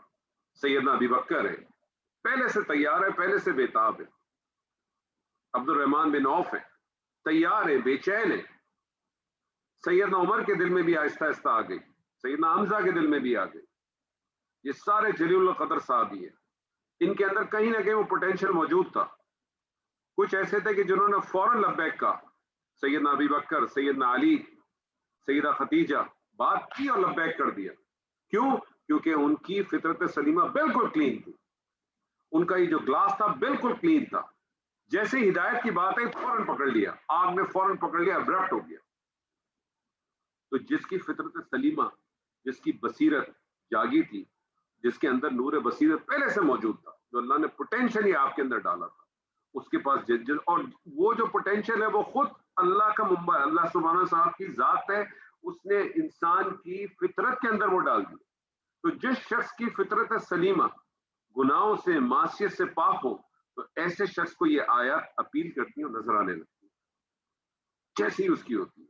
جبکہ جس کی بصیرت ہی جو ہے وہ مسخ ہو چکی ہو، کیونکہ اس کی فطرت گناہوں معصیت سے گزری گندی ہو چکی ہو، اس پہ اتنی گرد جمع ہو چکی ہو کہ اللہ کی آیت اس کے دل میں رکھے ہوئے، اللہ کی آیت اس کے دل میں رکھے ہوئے وہ جو روح ہے، وہ جو پوٹینشل ہے، اس تک پہنچتی نہیں. پھر وہ کیا کرتا ہے؟ تعویلیں کرنے لگتا ہے. یہ جو ہمارا جو فطرت سلیمہ ہے، وہ جو گلاس ہے، یہ پیچھے آپ دیکھ رہے ہیں گلاس ہے، پتہ نہیں آپ کو نظر نہیں آ رہا ہے کہ نہیں آ رہا ہے، اس وقت اندھیرا ہے، اس وقت نہیں نظر آ رہا نا. کیوں نظر نہیں آ رہا؟ اندھیرا ہے. اور یہ گلاس بھی ڈارک ہے، اس وقت کرسٹل کلیئر نہیں. میں آپ کے سامنے یہ اگر رکھوں، میں اگر اس کا کچھ حصے کو اگر خالی کر دوں ابھی آپ تھوڑی دیر کے لیے،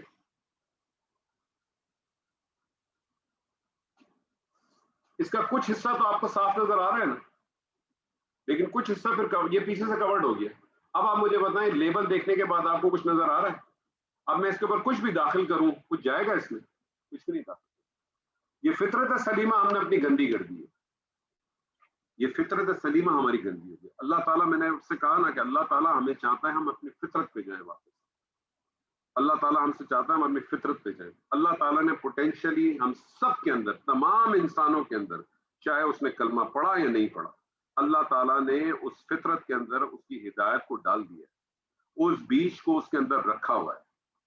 وَعَلَّمَ آدَمَ الْأَسْمَاءَ كُلَّهَا، سب کچھ ڈال دیا ہے. اور سب سے بڑی بات یہ ہے کہ اللہ تعالیٰ نے ہم سب کو یہ دکھانے کے بعد اللہ تعالیٰ نے ہم سے ایک وعدہ لیا تھا، الست ربی قالوا بلا شہدنا. ہم موجود تھے، ہم حاضر تھے. یہ ساری چیزیں موجود ہیں. یہ خاص نہیں ہے کسی مسلمان کے ساتھ، یہ خاص نہیں ہے کسی مسلک کے ساتھ، یہ خاص نہیں ہے کسی مومن کے ساتھ، یہ ہر انسان کے ساتھ موجود ہے. لیکن مسئلہ کیا ہے؟ اس آیت سے ہمیں ایک چیز پتہ چلتی ہے، ایک بات بالکل واضح ہے کہ جب تک انسان اپنی فطرت سلیمہ کو صاف نہیں کرے گا، جب تک انسان اپنے فطرت سلیمہ کو صاف نہیں کرے گا، اس کے قلب میں جو نور موجود ہے وہ اس وقت تک دوسرے نور کو قبول نہیں کرے گا. کون سے دوسرے نور کو قبول نہیں کرے گا؟ شرقین و غربین. جب تک یہ نور اس نور کے ساتھ نہیں جائے گا کوئی کام نہیں ہو سکتا. جب تک یہ نور اس نور کے ساتھ ہٹ نہیں کرے گا کوئی کام نہیں ہوگا. تو انسان نے اپنی فطرت سلیمہ کو اتنا گندا کر دیا ہم سب نے.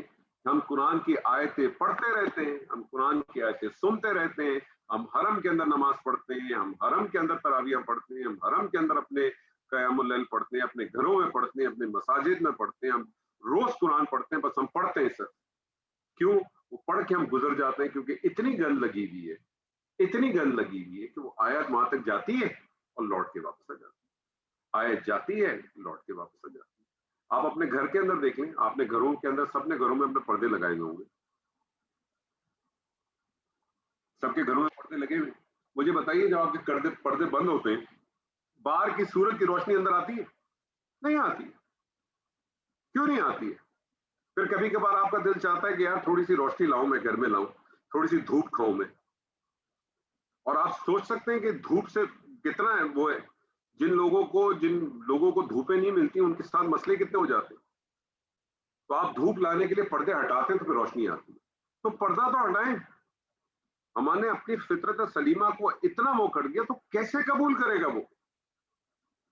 جب عام زندگی کے اندر آپ کو دھوپ آپ کو نہیں ملتی تو آپ کو وٹامن ڈی, وٹامن ای کے مسئلے ہو جاتے ہیں. جن ملکوں میں, جن علاقوں میں دھوپ کم پڑتی ہے وہ ڈپریشن کے مریض ہو جاتے ہیں, وہ خودکشیاں کرنے لگ جاتے ہیں. وہ تو یہ جو روشنی جو اللہ بھیج رہا ہے آپ کو, روشنی, یہ اللہ جو آپ کو روشنی بھیج رہا ہے, اس روشنی کے لیے تو آپ نے پردہ بند کیا ہوا ہے اپنا. تو ہمارے پاس, اور وہ کس شکل میں موجود ہے؟ قرآن کی شکل میں موجود ہے. تو یہ بات تو بالکل طے ہو گئی کہ آپ کو اللہ کی ہدایت, اس قرآن کی آیات آپ کے دل تک پہنچ ہی نہیں سکتی جب تک آپ نے فطرت سلیمہ کو نہ سدھارے. اسی بات کو اللہ تعالیٰ نے یہاں بیان کرنے کی کوشش کی ہے. اللہ تعالیٰ نے بتا دیا کہ اللہ تعالیٰ کا جو نور ہے وہ تو اللہ تعالیٰ نے ڈیفائن کر دیا. ہر چیز میں اللہ تعالیٰ نے نور اپنا, ہر چیز میں اپنی ہدایت کو ڈیفائن کر دیا. جانوروں کے اندر تو سمجھ لیں کہ بائی ڈیفالٹ, بائی مینوفیکچرنگ اس کے اندر ہدایت موجود ہے. کبھی آپ نے کسی پرندے کو دیکھا ہے کہ اس کا بچہ پیدا ہو تو اس کی ماں جو ہے اس کو کندھے پہ اٹھا کے ہوا میں لے جائے اور پھر چلائے, پھر اڑائے؟ کبھی دیکھا ہے آپ نے؟ کسی مچھلی کو دیکھا ہے آپ نے؟ کسی کو نہیں دیکھا ہوگا آپ نے. یہ صرف انسان کے ساتھ ایسا معاملہ ہے. اللہ تعالیٰ نے سب ودیت کر دی ہے سب کے اندر, لیکن جانور جو ہے وہ تو اس کے اندر جو چیز فٹ کر دی ہے اس کو فالو کرتا ہے. ایک انسان ہی ہے جو یہ کام نہیں کرتا. کیوں؟ کیونکہ اس کو اختیار دے دیا. جب وہ اختیار دے دیا تو بس گڑبڑ ہو گئی. کہتے ہیں نا کہ absolute authority always leads to absolute corruption. اللہ نے چونکہ اتھارٹی دے دی ہے تو بس وہ پاگل ہو گیا. تو یہ بات تو پتہ چل گئی کہ فطرت سلیمہ آپ کی اگر مسخ ہے, فطرت سلیمہ اگر آپ کی مسخ ہے, تو یہ بات تو آج ہمیں پتہ چل گئی, یہ ڈرائیو تو ہو گئی کہ ہم وہ ہدایت حاصل نہیں کر سکیں گے جو کہ مطلوب ہے. وہ ہدایت کون سی؟ وہ ہدایت اس کتاب سے. اسی لیے آپ دیکھیں ہم سب ہیں, ہو سکتا ہے اس بار بہت سارے لوگوں نے, کسی نے 2 دفعہ قرآن کا دورہ ختم کیا ہوگا, کسی نے 3 دفعہ ختم کیا ہوگا, کسی نے 4 دفعہ ختم کیا ہوگا, کسی نے 1 دفعہ ختم کیا ہوگا, اور سب بہت اس سے بتائیں گے بھی, سب کہیں گے بھی. سوال تو یہ پیدا ہوتا ہے کہ انور کاندھی, آپ نے جتنا حصہ بھی پڑھا, مجھے بتائیے اس سے فرق کیا پڑا آپ کو؟ اس سے ہوا کیا؟ اس پہ بھی ہم بات کریں گے ابھی انشاءاللہ تعالی. لیکن فطرت سلیمہ آپ کی گندی ہوگی. فطرت سلیمہ صاف کیسے ہوگی؟ صاف تو اس وقت پتہ چلے گا نا جب یہ پہلے پتہ چلے کہ فطرت سلیمہ گندی کیسے ہوتی ہے.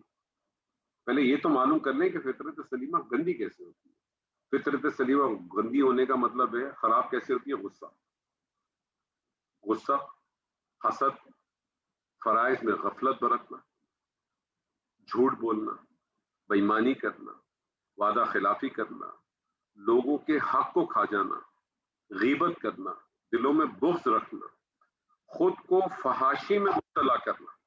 یہ فحاشی میں مبتلا کرنا قولی بھی ہو سکتا ہے اور اپنی شرمگاہوں کے لحاظ سے بھی ہو سکتا ہے. قولی اور شرم بہت امپورٹنٹ ہے. نبی صلی اللہ علیہ وسلم کی اس حدیث کو ضرور ذہن میں رکھیں کہ اگر تم مجھے 2 چیزوں کی ضمانت دے دو تو میں تمہیں آگ سے بچنے کی ضمانت دے دیتا ہوں. وہ 2 چیزیں کیا تھیں؟ دانتوں کے درمیان کی چیز زبان, اور ٹانگوں کے درمیان کی چیز. تو جس نے اپنی فحاشی میں مبتلا کیا, چاہے وہ قولی ہو زبان سے یا وہ اپنی شرمگاہوں کی, بد کلامی, گالم گلوچ کرنا, جی میری عادت ہے گالی دینے کی، وہ نکل جاتی ہے، میرا مقصد نہیں ہوتا، میرا آبجیکٹو گالی دینا نہیں تھا، میں آپ کو تھوڑی گالی دے رہا تھا، میں یہ تھوڑی کہنا چاہ رہا تھا، یہ تو میری بس ایک بری عادت ہے، نکل جاتی ہے، عادت آپ کی نہیں ہے. بیس الفسوق بعد الایمان، ایمان آنے کے بعد تم یہ کام کرتے ہو، ایمان آنے کے بعد تمہارے منہ سے بری بات نکلتی ہے، ایمان آنے کے بعد تم لوگوں کے لقب ڈالتے ہو، ایمان آنے کے بعد تم اس قسم کی بات کرتے ہو. اس کا مطلب تمہارا پرابلم اس کا نہیں ہے، عادت نہیں ہے، تمہارے اس کا پرابلم ہے، تمہاری فطرت سلیمہ کا پرابلم ہے، تم کو اس کا علاج کرنا ہے. یہ چند ایک باتیں تھیں جو میں نے آپ کے سامنے رکھی کہ فطرت سلیمہ کن چیزوں سے خراب ہو سکتی ہے. ہو سکتا ہے آپ کے پاس کوئی اور چیزیں بھی ہو، آپ اس کو بھی ایڈ کر سکتے ہو. اب سوال یہ ہوگا جب آپ کو یہ پتا چل گیا کہ ہدایت میں حاصل نہیں کر سکتا، میں قرآن اثر نہیں کر سکتا، میں قرآن تک نہیں پہنچ سکتا، مجھے وہ اپیل نہیں کرتی، مجھے اپنے پردے کو کہیں نہ کہیں نکالنا ہے، میں نے اس کو تھوڑا تھوڑا ختم کرنا ہے. میں کیسے ختم کروں گا؟ تھوڑا تھوڑا ختم کرنا ہے. آج اپنی ایک لسٹنگ کریں، سچ بتاتا ہوں، ہر آدمی بیٹھ کے اس سیشن کے بعد لسٹنگ کرے اس میں کون کون سی چیزیں ہیں. ایمانداری سے اپنے آپ کے ساتھ فیصلہ کریں. کیا میں غصہ کرتا ہوں؟ میں غصہ کرتا ہوں تو اب میں چاہتا ہوں کہ میں فطرت سلیمہ صحیح کرنی ہے، مجھے غصہ نہیں کرنا. کیا میں حسد کرتا ہوں؟ سچ سچ پوچھیے اپنے آپ سے، آپ کو پتا چلے گا. حسد ڈیفائن کیسے ہوگا؟ جب میرے پڑوسی نے، میرے بیسٹ فرینڈ نے، میرے دوست نے، میرے بھائی نے، میرے بہنوئی نے، میرے دشمن نے کوئی گاڑی خریدی، کوئی گھر خریدا، مجھے خوشی بھی ہے کہ مجھے تپن بھی ہے، حسد ہی. کیا میں اپنے فرائض میں غفلت برتتا ہوں؟ آپ کہیں گے نہیں برتتا، میں نماز پڑھتا ہوں، روزے رکھتا ہوں. ماں باپ کے ساتھ بیہیویئر کیسا ہے؟ بیوی بچوں کے ساتھ کیسا بیہیویئر ہے؟ بزرگوں کے ساتھ کیسا بیہیویئر ہے؟ یہ ساری چھوٹے چھوٹے پوائنٹ نہیں ہیں، یہ بڑے امپورٹنٹ پوائنٹ ہیں. یہی تو ساری چیزیں ہیں جو آپ کی فطرت کو پتہ چلتا ہے کہ آپ اللہ تعالیٰ نے تو بنایا نہیں ہے آپ کو ایسا، اللہ تعالیٰ نے تو آپ کو ایسا نہیں بنایا، ہم نے خود بنایا. جھوٹ بولتے ہیں، کبھی غور کیجئے گا، جھوٹ بولنا ہمارے یہاں تو کوئی مسئلہ ہی نہیں ہے. ہم لوگ تو جھوٹ انجوائمنٹ کے لیے بولتے ہیں، تفریح کے لیے بولتے ہیں. اور اگر کوئی بولے نا یار تم نے جھوٹ بولا، تو آپ جواب کیا دیتے ہیں؟ مذاق کر رہا تھا. ارے مذاق کر رہا تھا، کیا مطلب ہے مذاق کر رہا تھا؟ مذاق کی کہیں اس قسم کی اجازت ہے؟ آپ کا مذاق دوسرے کے لیے کوئی مسئلہ بن جائے، آپ کا جھوٹ کسی کے لیے پرابلم بن جائے. بےایمانی کرتا تھا؟ نہیں جی بےایمانی تو میں نہیں کرتا. بےایمانی کا موقع ملا تم کو کرنے کا. ایماندار تو آدمی اس وقت ہے جب تک تو اس کو بےایمانی کا موقع نہ ملے. اور ہمارے یہاں تو تصور الحمدللہ بےایمانی کا وہ ہے کہ جو کیش کی بےایمانی کرے، اور کیش کی بےایمانی کرنے کا ہر ایک کو موقع ہی نہیں ملتا. یاد رکھ لیجئے گا، ہمارے یہاں تو تصور یہی کہ بےایمان وہ ہے جس نے کیش کی بےایمانی کی. اور میں یہ کہتا ہوں بےایمانی کا پتہ تو اس وقت چلتا ہے جب کسی کو بےایمانی کرنے کا موقع ملے. بےایمانی کرنے کا موقع ہی نہیں ملا تو آپ کیسے کہہ رہے ہیں؟ آپ کیش پہ بیٹھے ہی نہیں ہیں، آپ کیشیئر ہی نہیں ہے، آپ کی کیش کی کوئی ٹرانزیکشن کا تعلق ہی نہیں ہے، تو آپ کیسے کہیں گے؟ لیکن کبھی اس کے علاوہ سوچا آپ نے بےایمانی کی کہ نہیں کی؟ آفس سے اٹھتے اٹھتے آفس کا پین اٹھا کے جیب میں رکھا آپ نے ادھر اور چلے آئے. کوئی جان بوجھ کے نہیں کیا آپ نے، یہ پلان کر کے نہیں کیا، لیکن کر تو دیا آپ نے. آفس کے وقت میں جو آفس کے فون ہیں، آفس کی اسٹیشنری ہے، آفس کا وقت ہے، اس کو جب اپنے پرسنل چیزوں میں استعمال کرتے ہیں بغیر اپنے مالک سے، اپنے امپلائر سے اجازت لیے ہوئے، آپ کے خیال میں کیا یہ بےایمانی نہیں ہے؟ لیکن کیا ہم اس کو بےایمانی سمجھتے ہیں؟ ہو سکتا ہے آپ نے لسٹ میں ڈالیں گے نہیں کہ نہیں میں تو بےایمانی نہیں کر رہا. وعدہ خلافی کے بارے میں کیا خیال ہے؟ بہت چھوٹی سی چیز ہے، کبھی سوچا ہے آپ نے وعدہ خلافی کے بارے میں؟ کسی کو آپ نے وقت دیا میں 8 بجے آؤں گا، آپ 8:02 پہ بھی پہنچے تو آپ نے وعدہ خلافی تو سے تو باہر ہو گئے. ہمارے میں تو ان کو استاد ہی کہتا ہوں، ہمارے شجاع الحق پاشا صاحب، زبردست ان کے پاس ایک ٹائمنگ تھا. آپ یقین مانیں اگر مجھ سے کہتے تھے نا میں 8 بجے آؤں گا، وہ 8:05 پہ میرے گھر کے باہر ہوتے تھے. لیکن کبھی انہوں نے ایسا نہیں کیا کہ 8:05 کم پہ آنے کے 5 منٹ پہلے آنے کے بعد انہوں نے گھنٹی ماری ہوئی. وہ گھنٹی ٹھک مارتے تھے، ٹھک 8 بجے. مطلب امیزنگ. اور ایسے ہی ہونا چاہیے انسان. کیا وعدہ خلافی صرف اسی چیز کے اوپر ہے؟ ہمارے پاس تو بڑی بڑی چیزوں کو ہم نے لیا ہے، چھوٹی کو تو ہم گنتی میں نہیں لاتے. لوگوں کے حق کھانے کے بارے میں کیا خیال ہے آپ کا اور ہمارا؟ ہم تو دن رات کھاتے ہیں، تو مسئلہ ہی نہیں. لوگوں کا حق کھانا یہ بھی تو ہے نا کہ کسی سے آپ نے اس کے لیے کوئی غلط اسٹیٹمنٹ آگے دے دیا, کسی کے بارے میں آپ نے غلط انفارمیشن آپ نے پاس کر دی. بڑے حق کو تو چھوڑ دیں, میں تو چھوٹے چھوٹے کی بات کرتا ہوں. غیبت, اس کا تو کوئی کمپیریزن ہی نہیں ہے. آج ایک لسٹ بنائیے اپنے پاس, ان تمام لسٹوں کو بنائیے, پہلے جو یہ بیماریاں موٹی موٹی بیماریاں ان کو پہلے نکالنے کی کوشش کریں. یہ نہیں نکلیں گی کچھ حاصل نہیں ہوگا ہمیں. شریعت, اللہ شریعت کا پابند نہیں ہے, میں اور آپ شریعت کے پابند ہیں. فطرت مسخ, اگر آپ کی فطرت سلیمہ مسخ ہے تو آپ کو یہ چیز اثر نہیں کرے گی. اس فطرت سلیمہ کو صاف کرنا ہے تو صاف کرنے کے لیے پہلے اس بیماریوں کو ڈھونڈنا ہے. کووڈ کا چل رہا ہے نا آج کل, بہت اتنے سارے لوگ اس میں مسئلے میں ہیں نا, ویکسین بھی بن رہی ہیں, فلانا بھی ہو رہا ہے, ویکسین لگا بھی رہے ہیں, سب کچھ کر رہے ہیں. کچھ نہ کچھ تو سوچا ہوگا نا اس وجہ سے ہوتا ہوگا. کچھ نہیں ہوا تو کہا جناب ماسک سے ہو جائے گا, ہاتھ دھونے سے ہو جائے گا, پیر دھونے سے ہو جائے گا, جس طریقے سے بھی ہو جائے ہو تو جائے. کوشش تو کر رہے. آپ کو چند چیزیں میں نے بتائی ہیں, آپ اگر اس سے ایگری نہیں کرتے, آپ ڈیفائن کریں کہ آپ کی فطرت کس چیز سے خراب ہو سکتی ہے.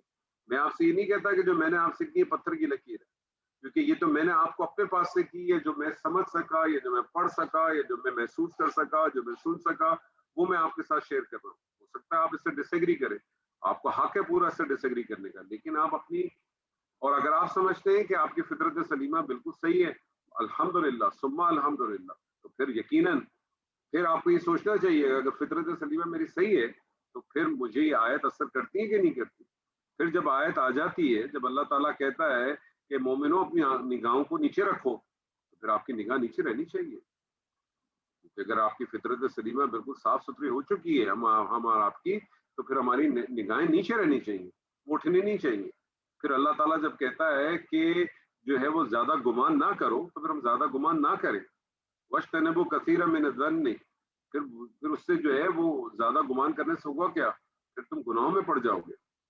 تجسس کرنا چھوڑ دیں ہم, ساری چیزیں ہم آپ کو دیکھنی پڑیں گی. اگر آپ سمجھتے ہیں کہ یہ وہ چیزیں ہیں کہ یہ آپ کے خیال میں فطرت سلیمہ کو خراب نہیں کرتی, تو جن چیزوں کو آپ سمجھتے ہیں اس کو ڈیفائن کریں. لیکن سوال یہ ہوگا کہ یہ صاف کیسے ہوں گی. دو چیزیں تھی نا, پہلی چیز تو یہ کہ فطرت سلیمہ خراب کیسے ہوتی ہے, دوسری چیز کہ وہ صاف کیسے ہوگی. صاف کرنے کے لیے دو کام کرنے ہیں سر. پہلا کام, بنیادی کام, اللہ سے اپنا تعلق بنا لو. اللہ سے اپنا تعلق بنا لو. اللہ سے تعلق کیسے بنے گا؟ اللہ سے تعلق بنتا ہے نماز میں. اللہ سے تعلق بنتا ہے نماز میں, اور اللہ سے تعلق بنتا ہے کثرت تلاوت سے. ہم لوگ نماز اور قرآن جو ہے وہ عادتاً پڑھتے ہیں, اللہ سے تعلق بنانے کے لیے نہیں پڑھتے. ہماری نماز میں خشوع خضوع نہیں ہوتا. مومنون جس کو اللہ تعالیٰ نے کہا قد افلح المومنون, ان کی پہلی صفت یہ بتائی کہ وہ نماز میں خشوع رکھتے ہیں, خاشعین ہیں. وہ پہلی صفت بتائی اللہ نے, جس کے بارے میں اللہ نے کہا قد افلح المومنون, فلاح پا گئے, کامیاب ہو گئے, گرین چٹ مل گئی ان کو. ان کی پہلی صفت بتائی ہے کہ وہ اپنی نمازوں میں خشوع رکھتے ہیں. ہماری نمازوں میں خشوع خضوع نہیں ہے, ہم عادتاً پڑھتے ہیں. ہماری پیشانیوں پہ تو سجدوں کے نشان ہوتے ہیں, اور ہماری ذہنوں میں وہی ہے بسیماہم وجوہہم, ہم سمجھتے ہیں ماتھے پہ نشان ہے, او یہ بہت بڑا نمازی ہے. ہم اسی اس میں ہوتے ہیں کہ بہت بڑا نمازی ہے. مجھے تو یہ سمجھ میں نہیں آتا کہ عورتوں کے ماتھے پہ کیوں نہیں نشان ہوتے, مردوں کے ماتھے پہ کیوں ہوتے. کیا عورتیں نمازی والی نہیں ہیں کیا؟ اگر یہ پہچان ہے تو پھر عورتوں میں بھی ہونی چاہیے. میرا ایک سوال ہے, میں یہ نہیں کہہ رہا کہ غلط ہے یا کچھ ہے, یہ آپ کے سامنے بعض میں صرف سوال رکھتا ہوں, جس کا فیصلہ آپ خود کریں, تحقیق کریں, سوچیں, پھر اس پہ خود اپنی وہ رکھیں, ذہن رکھیں. نہ سمجھ میں کسی سے پوچھیں کہ بھئی کیا عورتیں سجدے والی نہیں ہوتی, عورتیں نماز والی نہیں ہوتی, عورتوں کے ماتھے پہ سجدہ کیوں نہیں ہوتا, نشان کیوں نہیں ہوتا؟ تو پھر اس کا مطلب یہ کوئی اور چیز ہے. یہ تو ہو سکتا ہے اسکن کی وجہ سے بھی ہو, جس کو ہم سمجھتے ہیں بہت بڑا نمازی ہے, یہ تو بہت بڑے سجدے کرتے. ہم اسی چکر میں ہوتے ہیں کہ ہمارے ماتھے پہ, ہمارے سجدوں پہ, ہماری سجدے کی جگہ پہ, پیشانی پہ نشان بن جائیں. کبھی ہم نے یہ کوشش کی ہے کہ جس جگہ پہ ہم سجدہ کرتے ہیں اس جگہ پہ اپنا نشان چھوڑ جائیں, تاکہ پیچھے سے آنے والا دیکھ کے بولے کہ ہاں یہ فلانا شخص ابھی نماز پڑھ کے یہاں سے کیا ہے. کبھی ہم نے یہ سوچا؟ کبھی ہم نے یہ سوچ کے نماز پڑھی ہے کہ میں اللہ سے بات کر رہا ہوں؟ ابھی فون اٹھاتے ہیں، ہاں بھائی ریحان بھائی کیا حال ہے، کیا ہو رہا ہے، کیا چل رہا ہے، عابد صاحب کیا حال ہے، مبین صاحب کیا حال ہے، گھنٹہ گھنٹہ بات کریں گے. کبھی یہ سوچا آپ نے؟ کبھی آپ نے یہ سوچا آج ہم نے اس پوری رمضان میں ہم نے یہ سوچا کہ ہم جو تراویح پڑھنے جا رہے ہیں ہم اللہ سے بات کرنے جا رہے ہیں؟ کیا یہ سوچ کے پڑھی ہم نے اپنی تراویح؟ یا بس ہم عادتاً پڑھ گئے کہ رمضان ہے تو پڑھنی ہے، سب پڑھ رہے ہیں، تراویح پڑھنی ہے، چاہے ہمیں یہ پتہ ہی نہ ہو کہ تراویح کا مقصد ہے کیا، تراویح ہے کون سی نماز، چھوڑ دیں اس بات کو بھی. لیکن کیا اس نیت سے یہ سوچ کے گئے کہ میں اللہ سے بات کرنے جا رہا ہوں؟ کیا کبھی قرآن پڑھ کے ہم نے یہ سوچا کہ اللہ مجھ سے بات کر رہا ہے؟ اللہ کا کلام ہے نا. آپ کے اپنی کسی سینئر کو سنتے ہیں، کسی کی بڑی کی اسپیچ سنتے ہیں، کسی کا وہ ہوتا ہے، اس کے احتراماً آپ جو ہے نا بیٹھے ہوتے ہیں. لیکن کبھی ہوا ہے کہ جب آپ اللہ کے ساتھ، جب آپ اللہ کا کلام پڑھ رہے ہو تو آپ نے ہر چیز کو اپنی بند کر دیا ہو، اپنا موبائل بھی آپ کا سائلنٹ پہ ہو، آپ کی باقی چیزیں بھی سائلنٹ پہ ہو، چاہے 10 منٹ کے لیے پڑھیں، 15 منٹ کے لیے، آدھے گھنٹے ڈوب کے پڑھا آپ نے؟ کیا کبھی قرآن پڑھنے کے بعد یا نماز پڑھنے کے بعد کیا ہماری جلدیں نرم پڑی؟ کیا ہمارے دلوں کے اندر کوئی تڑپ آئی؟ اگر نہیں آئی تو اس کا بنیادی چیز کیا ہے؟ اس کا مطلب ہے اگر میری نماز مضبوط نہیں ہے، یہ اس بات کی بہت بڑی نشاندہی ہے کہ میرا قرآن مضبوط نہیں ہے. اور میں نے اس سے پہلے بھی بہت دفعہ کہا ہے کہ قرآن مضبوط ہونے کا مطلب یہ نہیں ہے کہ آپ کو قرآن یاد نہیں ہے. مجھے جو کچھ میں پڑھتا ہوں قرآن میں سورہ اخلاص ہی پڑھتا ہوں تو مجھے سورہ اخلاص ہی نہیں پتا کہ سورہ اخلاص میں اللہ مجھ سے چاہتا کیا ہے. میں جب سورہ اثر پڑھتا ہوں تو مجھے احساس ہی نہیں کہ بات تو میں کر رہا ہوں، میں اللہ سے کہہ رہا ہوں کہ میں تیرے اوپر ایمان لایا ہوں اللہ، اور میں نیک عمل کرتا ہوں. ریورس کرے نا، میں اللہ سے بات کر رہا ہوں. الا الذین آمنوا، اب الا الذین آمنوا کو اپنے اوپر لے کے جائے. آمن تو میں لایا ہوں ایمان، وعملوا میں عمل کر رہا ہوں، کر رہا ہوں میں عمل. ابھی تو میں ایک ٹوپی کر کے آیا ہوں، ابھی تو میں جھوٹ بول کے آیا ہوں، اور پھر آپ کہتے ہیں وتواصوا بالصبر وتواصوا بالحق، وتواصوا بالحق وتواصوا بالصبر. کیا میں کسی کو وصیت کر کے آیا ہوں؟ کسی کو دعوت حق دی میں نے؟ میں نے تو کوئی ایسا کام نہیں کیا. تو میں پڑھ رہا ہوں، مجھے معلوم ہی نہیں میں پڑھ کے آ رہا ہوں. اس کا مطلب ہے آپ کا قرآن مضبوط نہیں ہے. قرآن اگر مضبوط نہیں ہے تو آپ کا اللہ کے ساتھ کنیکشن ہو ہی نہیں سکتا. کیسے ہوگا ممکن؟ اگر ایسی کوئی دلیل ہے کسی جگہ پہ ہے تو کوئی مجھے بھی بتائے. صحابہ کرام کیوں سنتے تھے قرآن؟ کیوں اتنا ڈوب جاتے تھے؟ کیوں سیدنا عثمان کو 12.5 سال لگے؟ کیوں کسی قسم کی وہ بات ہوتی تھی تو قرآن کو ریفرنس دیتے تھے، قرآن کی آیتوں کو ڈیفائن کرتے تھے؟ کیوں پھر اللہ کہتا ہے کہ یہ نور ہے؟ کیوں اللہ کہتا ہے کہ ہدایت کی کتاب؟ اگر میں نے اس کو پڑھنا ہی نہیں ہے، میں نے اس کو سمجھنا ہی نہیں، تو اس کا مطلب ہے کہ مجھے اگر اپنے فطرت سلیمہ ٹھیک کرنا ہے، اور میں نے فطرت سلیمہ میری ٹھیک اسی صورت میں ہوگی کہ میں نے اپنی کچھ بیماریوں کو تو ختم کرنا. میں تھوڑی تھوڑی آج سچے دل سے توبہ کر لوں نا، آج اس وقت سچے دل سے توبہ کر لوں کہ اللہ بس مجھے نہیں معلوم، تو مجھے معاف کر. میں نے سب اپنی ساری جتنی چیزیں تھی، کوتاہیاں تھی، ان سب کو میں نے ختم کر دوں گا. میں کوشش کروں گا پوری. آپ یقین مانیں اللہ یہ پردہ خود بخود ہٹا دے گا. آپ پڑھیں گے یہ، آج نیت کر لیں، سورہ اخلاص ہی پڑھ لیں آج. آپ کو اللہ آپ کو یہ ڈال دے گا، بتا دے گا سمت کیا چیز ہے، کفو من کیا چیز ہے، عامل الصالحات کیا چیز ہے. چھوڑ دیں بڑی بڑی آیات کو، ساری بڑی بڑی آیات کو چھوڑ دیں، بھول جائیں تھوڑی دیر کے. تو پہلی چیز اللہ سے اپنا تعلق بنا دیں. دوسری چیز جو سب سے مشکل کام، زبان کی حفاظت. حدیث میں نے بھی آپ کے سامنے کوٹ کی تھی. آپ یقین مانیں آپ کو 100 میں سے 20% لوگ، 25% لوگ، 30% لوگ نمازی مل جائیں گے. آپ کو 100 میں سے 80% لوگ، 70% لوگ آپ کو روزگار مل جائیں گے جو رمضان کے 2 روزے رکھتے ہو. آپ کو 100 میں سے 10%، 15% لوگ انفاق کرتے ہوئے مل جائیں گے. آپ کو 100 میں سے کوئی 2% لوگ، 4% لوگ، 5% لوگ حج کرتے ہوئے مل جائیں گے. لیکن یقین مانیں زبان کی حفاظت کرنے والے لوگ 100 میں تو دور کی بات ہے، 1000 میں تو دور کی بات ہے، لاکھ میں بھی دور کی بات ہے، ملینز میں بھی دور کی بات ہے، 100 آف ملینز میں شاید کوئی ایک ملے گا آپ کو زبان کی حفاظت کرنے والا. इतना बड़ा खतरनाक काम, इतना, और हमें इस चीज का रियलाइजेशन नहीं है, हमें रियलाइजेशन ही नहीं है हम किस तरह से अपनी जबान से अपने लिए कितनी मुश्किलात खड़ी करते हैं, हमें इसका एहसास ही नहीं है। आप गाली नहीं देते, आप कहते हैं मैं गाली नहीं देता, कोई बात नहीं, बहुत अच्छी बात है। आप अपनी मेट के साथ कैसे बात करते, आप अपने बुजुर्गों से कैसे बात करते, आप अपने सीनियर्स के लिए क्या सोच रखते हैं, बहुत सारी चीजें, बहुत बड़ी फील्ड है, बहुत बड़ी फील्ड है। फितरत का नूर, एक फितरत का नूर और एक वही का नूर। फितरत का नूर मौजूद है, बिल्ट इन मौजूद था आपको।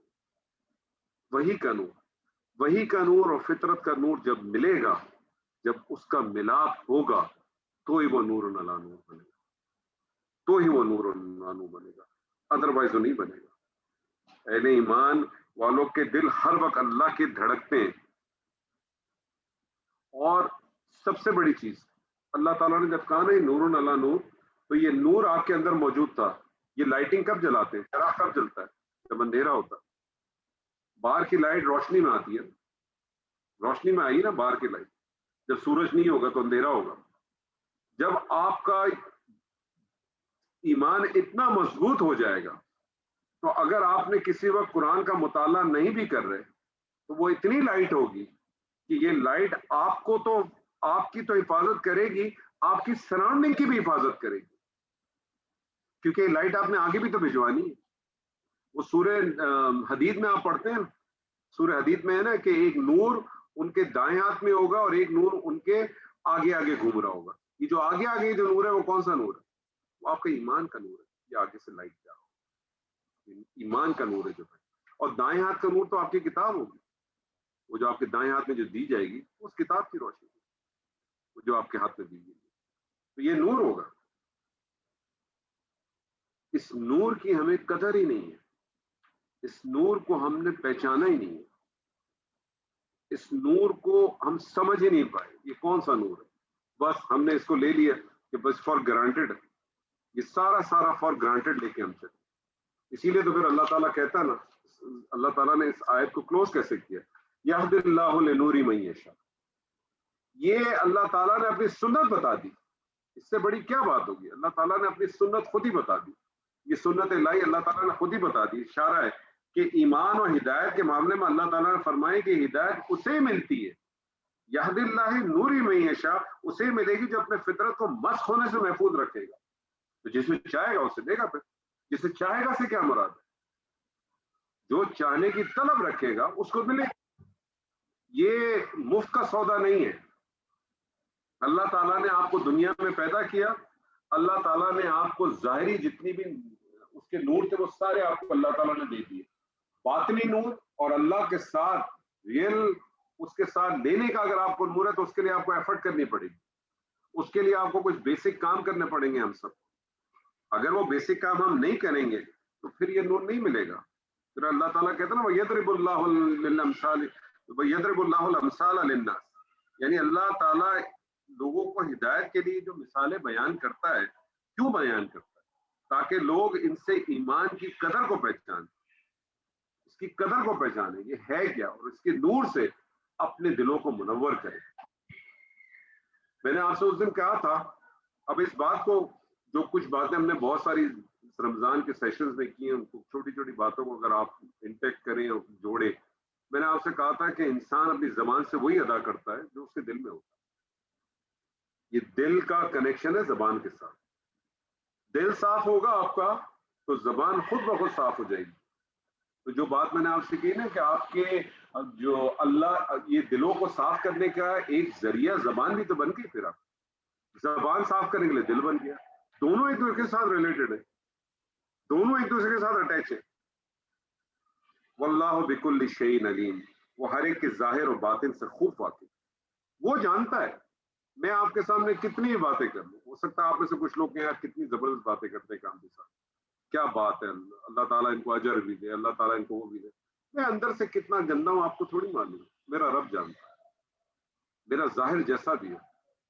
अल्लाह ताला कहता है वल्लाहु बिकुल्लि शैइन अलीम, हर چیز کو جانتا ہے، جو کچھ تمہارے ایک ایک چیز سے واقف ہے اللہ، اور اسی لیے پھر اللہ ہر ایک کے ساتھ معاملہ اسی طرح سے کرے گا جس کا وہ حقدار ہے۔ مجھے نہیں معلوم کہ میں اس آیت کے ساتھ کتنا انصاف کر سکا۔ جو کچھ میں نے پڑھا تھا، جو کچھ میں نے سمجھا تھا، آپ کے سامنے رکھا۔ اس سے پہلے بھی میں نے اس آیت کے حوالے سے ایک آدھ دفعہ اس سے پہلے بھی بات کی تھی، لیکن بنیادی بات ایک ہی ہے۔ اس بنیادی بات کو اپنے ذہن میں رکھیں۔ اگر ہم چاہتے ہیں کہ اللہ کے اس کلام کو، اگر ہم یہ چاہتے ہیں کہ جو کچھ اللہ تعالیٰ نے ہمیں اپنے فضل سے، اپنے رحم سے جو کچھ ہمیں دیا، عطا کیا، اور ہم چاہتے ہیں کہ ہم اس کے اندر ایک اپنی ہدایت کو اسی طرح سے پالیں جس طرح سے مطلوب ہے، ہم وہ چاہتے ہیں۔ وَلِمَنْ خَافَ مَقَامَ رَبِّهِ جَنَّتَانِ، وہ جو جنتان ہے اللہ تعالیٰ نے جو تصورات ہمیں دیے، ذواتا افنان فیہا عینان نضاختان لم یطمثہن انس قبلہم ولا جان، یہ ساری جو اللہ تعالیٰ نے ہمیں جو جنت کی جو ہمیں سفر کرایا ہے، ہم چاہتے ہیں کہ اگر ہم اس جنت کو پالیں، اس جنت کو پانے کے لیے ہمیں کیا کرنا پڑے گا؟ ہمیں اللہ کے ساتھ خوف رکھنا پڑے گا۔ اللہ کے ساتھ خوف کیسے حاصل ہوگا؟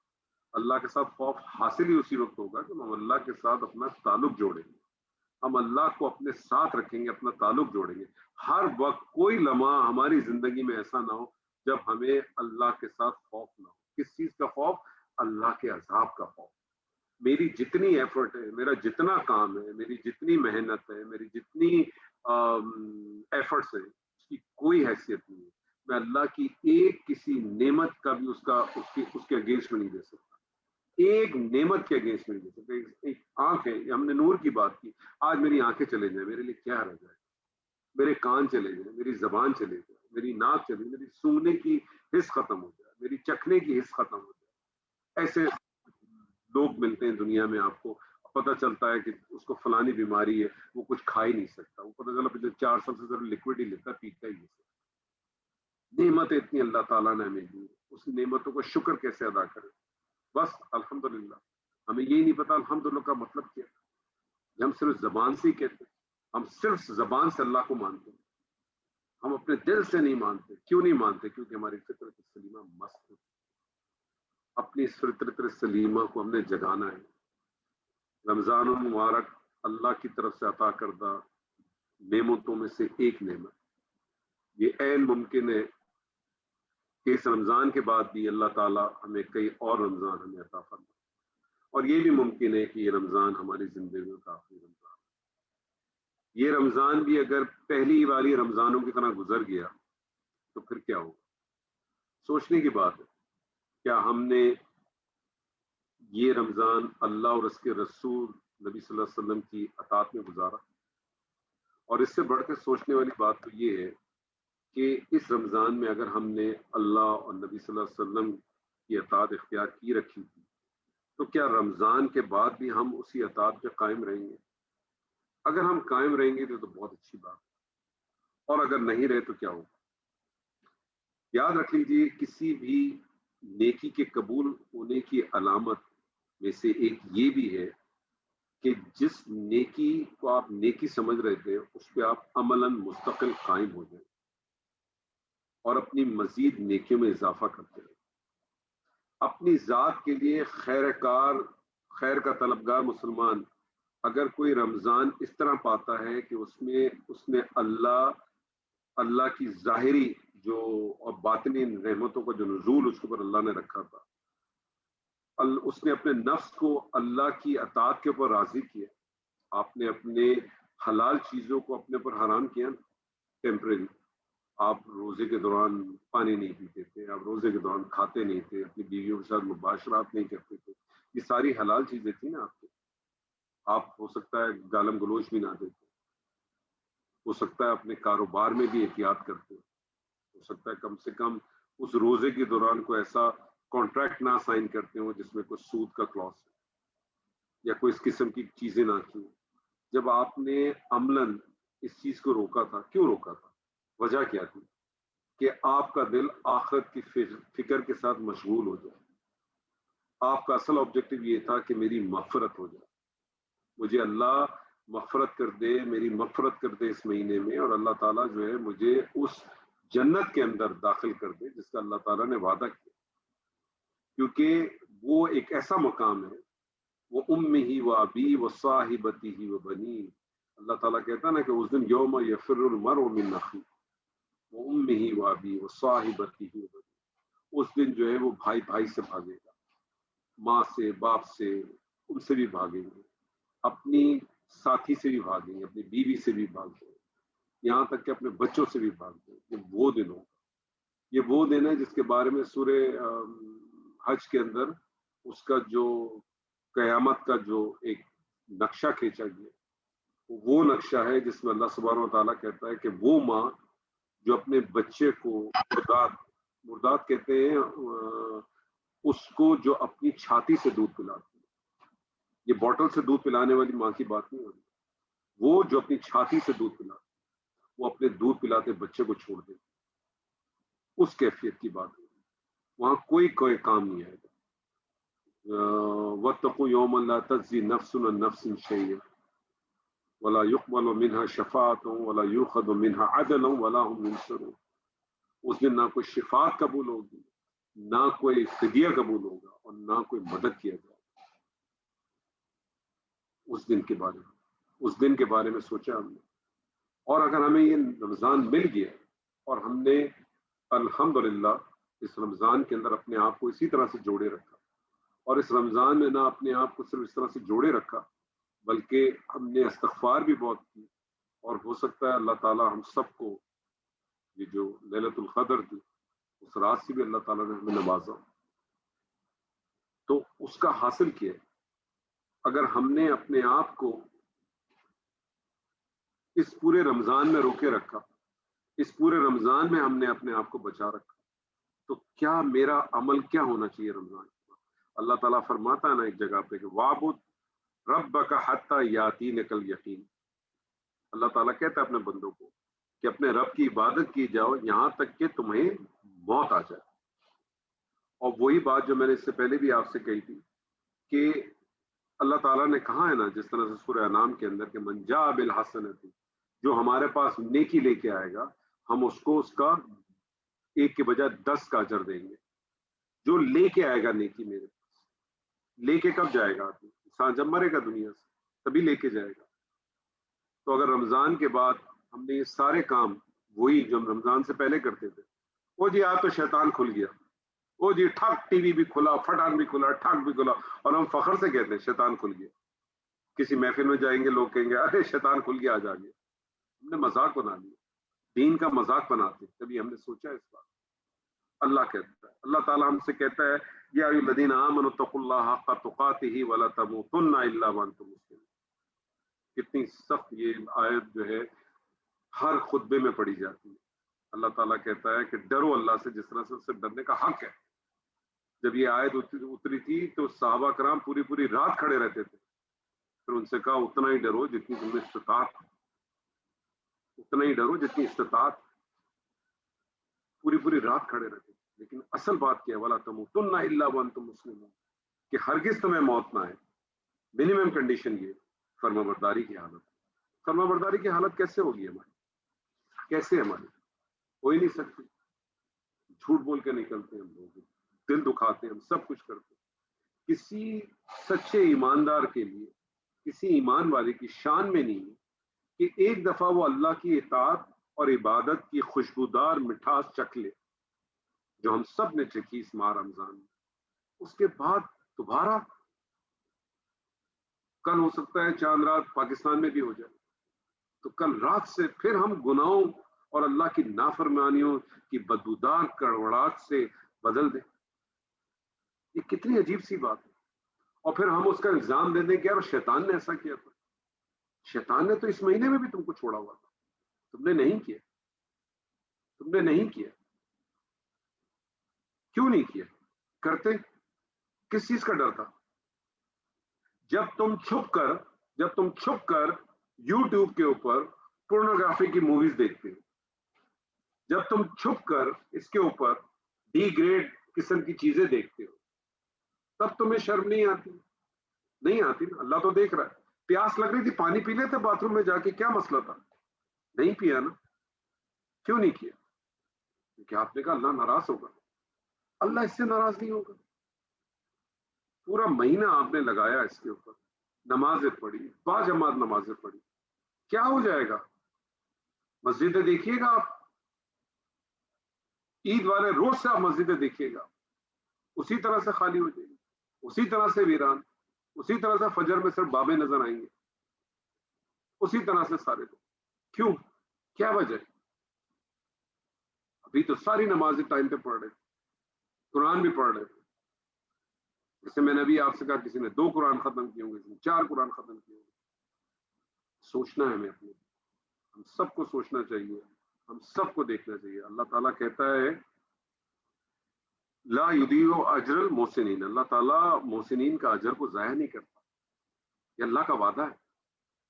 جو کچھ ٹوٹی پھوٹی ہم نے اس ماہ کے اندر کوششیں کی, اللہ اس کو ضائع نہیں کرے گا.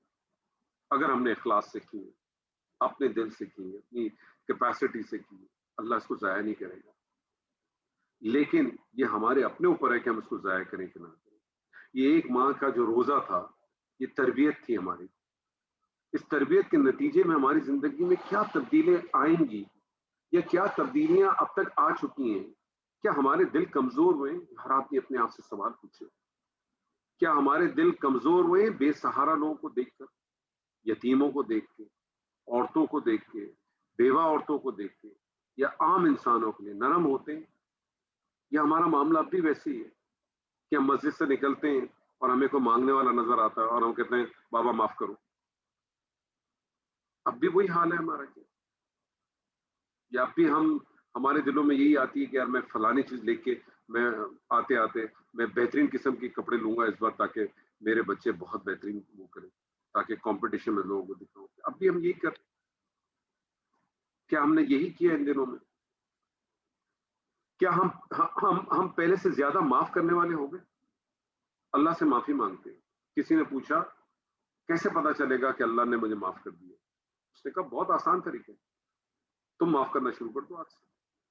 رات کو جب سو, سب نے یہ روایت سنی ہے کہ نبی صلی اللہ علیہ وسلم نے ایک دفعہ مسجد نبی میں تھے اور آپ نے کہا کہ اب جو شخص داخل ہوگا وہ جنتی ہوگا. ایک شخص داخل ہوگا. دوسرے دن پھر آپ نے کہا کہ اب جو شخص داخل ہوگا وہ جنتی ہوگا, وہی شخص داخل ہوگا. تیسرے دن بھی یہی معاملہ ہوا, وہی شخص داخل ہوا. تو ایک صحابی کو بڑی ہوئی کہ اس میں ایسی کیا خاص بات ہے. وہ ان کے ساتھ پوری رات رہا, پورا دن اس نے گزارا, اسے کوئی چیز نظر نہیں. اور جب وہ اس سے رخصت لینے لگا اس نے کہا میں نے آپ کے ساتھ جو ہے وہ غلط بیانی کی تھی. دراصل یہ معاملہ تھا کہ نبی صلی اللہ علیہ وسلم نے اس طرح سے آپ کہا تھا ہمیں, اور 3 دفعہ آپ ہی آئے اور آپ کو جنت کی بشارت دی گئی ہے. میں یہ دیکھنا چاہتا تھا ایسا کون سا کام ہے جو آپ کرتے ہیں جو میں نہیں کرتا. جانتے ہیں انہوں نے کیا جواب دیا؟ انہوں نے کہا میں نے کوئی ایسا خاص کام نہیں کرتا ہے, ایک کام ضرور کرتا ہوں, جب میں رات کو سوتا ہوں تو سب کو معاف کر کے سوتا ہوں, دل میں کوئی کینہ نہیں رکھتا. تو پہلے معاف کرنے کی عادت تو ڈال دیں.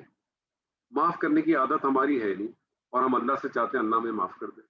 اللہ تو اپنی چیزیں معاف کر دے گا, بندوں کی کیے کو کون معاف کرے؟ اپنی عادت بنائے, روز کی عادت ہونی چاہیے چاہے کوئی بھی حالات رہے. رات کو سونے سے پہلے اے اللہ, یہ دعا کیا کریں, اے اللہ میں نے آج تیری تمام مخلوق کو معاف کیا. اے اللہ میں نے آج تیری تمام مخلوق کو معاف کیا. جس نے میرے ساتھ کسی قسم کی کوئی زیادتی کی یا ظلم کیا, میں نے تمام کو معاف کیا. اور اے اللہ میں تجھ سے دعا کرتا ہوں کہ اے اللہ وہ تمام لوگ جن کے ساتھ میں نے کوئی زیادتی یا ظلم کی ہے, اللہ ان کے دلوں میں ڈال کے وہ بھی مجھے معاف کر. کیا یہ ہم نے کیا؟ کیا ہم نے گلے مل کر, گلے لگ کر کیا واقعی اپنے پرانے گلے شکوں کو دور کیا, یا بس ایسے ہاں جی ایسے مل گیا یا واٹس ایپ پہ بھیج دیا معاف کر دینا مجھے؟ ایک تو یہ منوسیت, مجھے تو یہ اس پہ معافی سمجھ میں نہیں آتی آج تک. واٹس ایپ پہ ہم نے کر دیا معاف کر دیں ان سب, یا گلے ایسے لگ کے آپ نے کہا معافی ہوگی. کیا واقعی ایک طرف معافی بھی مانگی اور جیسے آپ پیٹ پڑ کے نکل گئے آپ ہی کی برائی یا آپ اس کی برائی کرنے لگے؟ کیا واقعی ہم نے ایسا کیا؟ کیا ہم دل توڑنے کے بجائے دل جوڑنے والے بنے؟ آج بھی کیا میں کہتا ہوں کتنی بھی نفرت ہو مجھے, چاہے وہ میرا سگا بھائی ہو, چاہے میرا چچا ہو, میرا ماموں ہو, قریب ترین لوگوں کو دیکھیں ہم, مجھے کتنی بھی ہو, جب میں نے ایک دفعہ کہہ دیا کہ میں نے اس کو معاف کر دیا, میں نے اپنے دل کو ختم کر دیا, سوال ہی پیدا نہیں ہونا چاہیے کہ میرے دل میں ایک لمحے کے لیے بھی اس کی ماضی سے ریلیٹڈ کوئی چیز آ گئی. اگر وہ آ گئی اس کا مطلب ختم, میں نے کچھ نہیں کیا, میں نے اس کو معاف نہیں. یہ سب میرے دل کا وہم تھا جو میں نے کیا. کیا ہم نے تکلیف دینے کے بجائے راحت دینے والے بنے؟ کیا اس 30 دن کے اندر آپ صرف دیکھیں نا, چھوڑ دیں 30 دن کے بعد کیا کریں گے, کل سے کیا کریں گے, اس 30 دن کے اندر آپ اپنے, میں نے جتنی چیزیں آپ سے کہی صرف ان کے بارے میں سوچ کے مجھے بتائیں. کیا آپ تکلیف دینے کے بجائے راحت پہنچانے والے بنے؟ کیا آپ کو یقین ہے کہ آپ نے اس 30 دن میں کسی کو تکلیف نہیں پہنچی, بلکہ جس کو آپ نے تکلیف میں دیکھا اس کے لیے آپ کے دل میں ہوا کہ میں اس کے لیے کچھ کر دوں, میں اس کو کسی طرح سے, میں میری جو بیسٹ پاسبل کیپیسٹی ہے میں اس سے کر دوں. کہ ایسا تو نہیں کسی شخص کو 5,000 روپے کی ضرورت تھی, اس نے آپ سے کہا مجھے 5,000 روپے چاہیے, لیکن آپ نے تو اپنا ایک بجٹ بنایا ہوا تھا کہ میں نے تو 50 ہی دینا, تو آپ نے کہا یہ لے 50, آگے اللہ خیر کرے گا, کسی اور سے بھی چیک کرنا. آپ نے راحت تو نہیں دی, آپ نے تو اپنی راحت دیکھی, آپ نے تو راحت نہیں دی. ہو سکتا ہے میری باتیں آپ کو سخت لگیں, لیکن یہ وہ حقیقت ہے, یہ وہ حقیقت ہے جس سے ہم اپنا منہ نہیں پھیر سکتے. کیا ہم اپنے کیے ہوئے غلطیوں کو سدھارنے کی کوشش کریں گے؟ کیا یہ ہوگا؟ کیا ہم نے معافیاں مانگی ہیں؟ ہم سب لوگوں نے بڑی غلطیاں کی ہیں, ہم سب لوگوں نے بڑی کوتاہیاں کی, اور ہم سب کو معلوم ہم نے کس کس کے ساتھ زیادتی کی. جب ہم نے یہ اللہ سے کہا کہ اللہ مجھے معاف کرو, میں بھی سچے دل سے معاف کرتا ہوں اور توبہ کرتا ہوں, آپ میں سے کس کس نے کس کس کو فون کر کے اس سے پرسنلی معافی مانگی؟ ہم میں سے کسی نے مانگی؟ کسی نے مانگی؟ ہم میں سے کس کس نے مانگی مجھے بتائیں. اور جس نے مانگی میں کہتا ہوں اللہ تعالیٰ اس کو اور اس کو وسعت دے, اس کے ایمان میں وسعت دے, اس کو دنیا اور آخرت کے درجات دے. لیکن اگر صرف زبانی معافی کلامی صرف اپنے رب کے ساتھ کر دی, اس کو پتہ ہی نہیں ہے, اس کا کوئی حاصل نہیں ہے, اس کا کچھ حاصل نہیں ہوتا.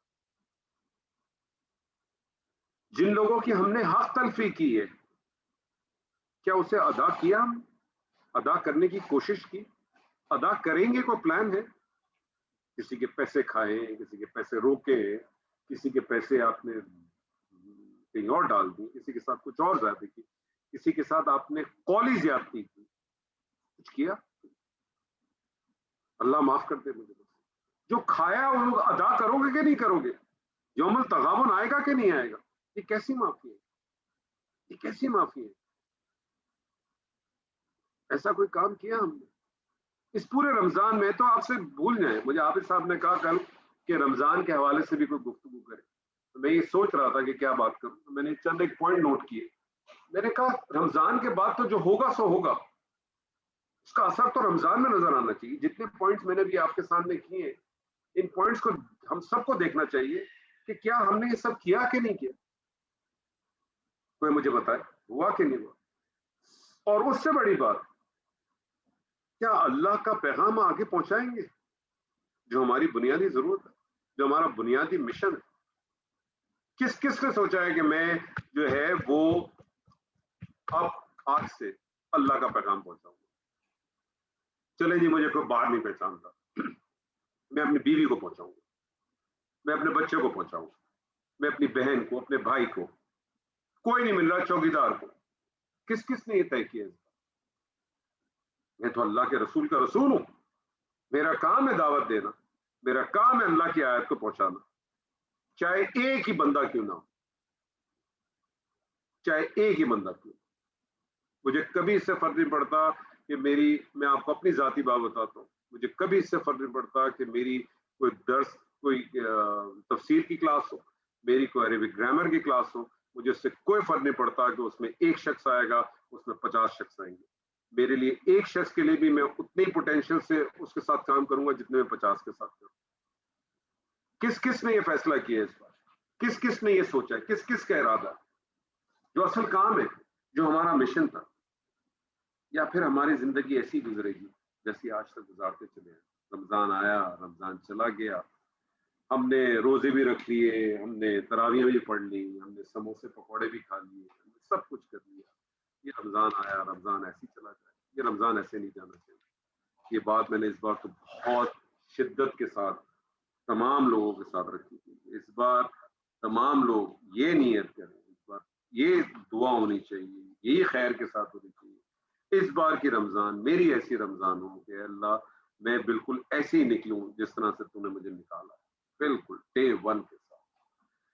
اس پورے ماہ رمضان میں ہم نے جو کچھ بھی قرآن کے حوالے سے جو صورتیں کی, سورہ یاسین کی, سورہ قدر کی, سورہ رحمان کی, سورہ تکاثر کی, سورہ اخلاص کی, آج ایک آیت ہم نے کی آیت النور.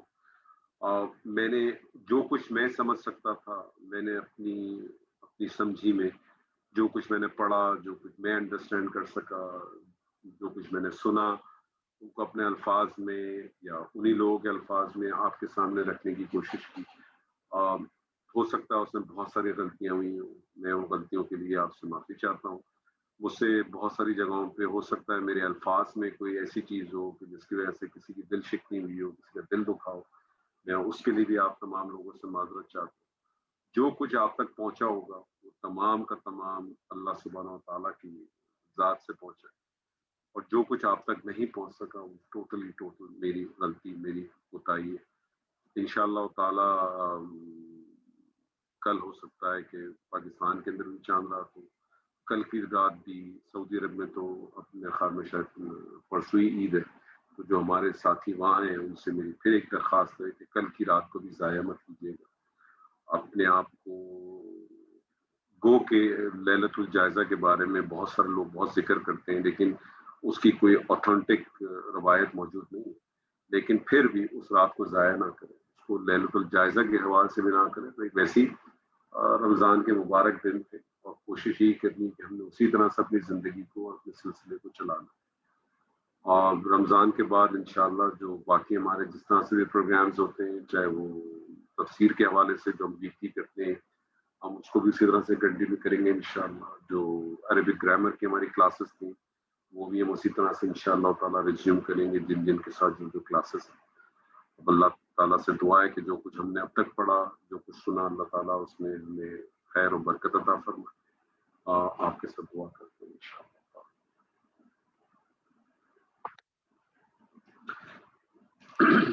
اللهم ربنا لك الحمد كما خلقتنا وهديتنا وعلمتنا وأنقذتنا ورزقتنا وسترتنا وآفيتنا ونصرتنا وفرجتنا. الحمد لله الذي تفرد بكمال الأسماء والصفات. الحمد لله العلي الأعلى. الحمد لله الكبير المتعال, لا ند له, لا ظهير له, لا شريك له, عن الندير, عزم سلطانه عن الشريك, سبحانه على العرش استوى. لا إله إلا الله, أوجد من عدم وربى بالنعم, أوجد من عدم وربى بالنعم. سبحانه سبحانه ما عدم ما أجله. اللهم إنا نسألك, اللهم إنا نتوسل إليك, اللهم إنا ندعوك, اللهم أن تغفر لنا ذنوبنا وأن تكفر عنا سيئاتنا يا واسع المغفرة, يا عظيم اللطف, يا كبير العفو. تجاوز عن سيئاتنا وامحو خطايانا. اللهم كما بلغتنا رمضان فبلغنا الغفران.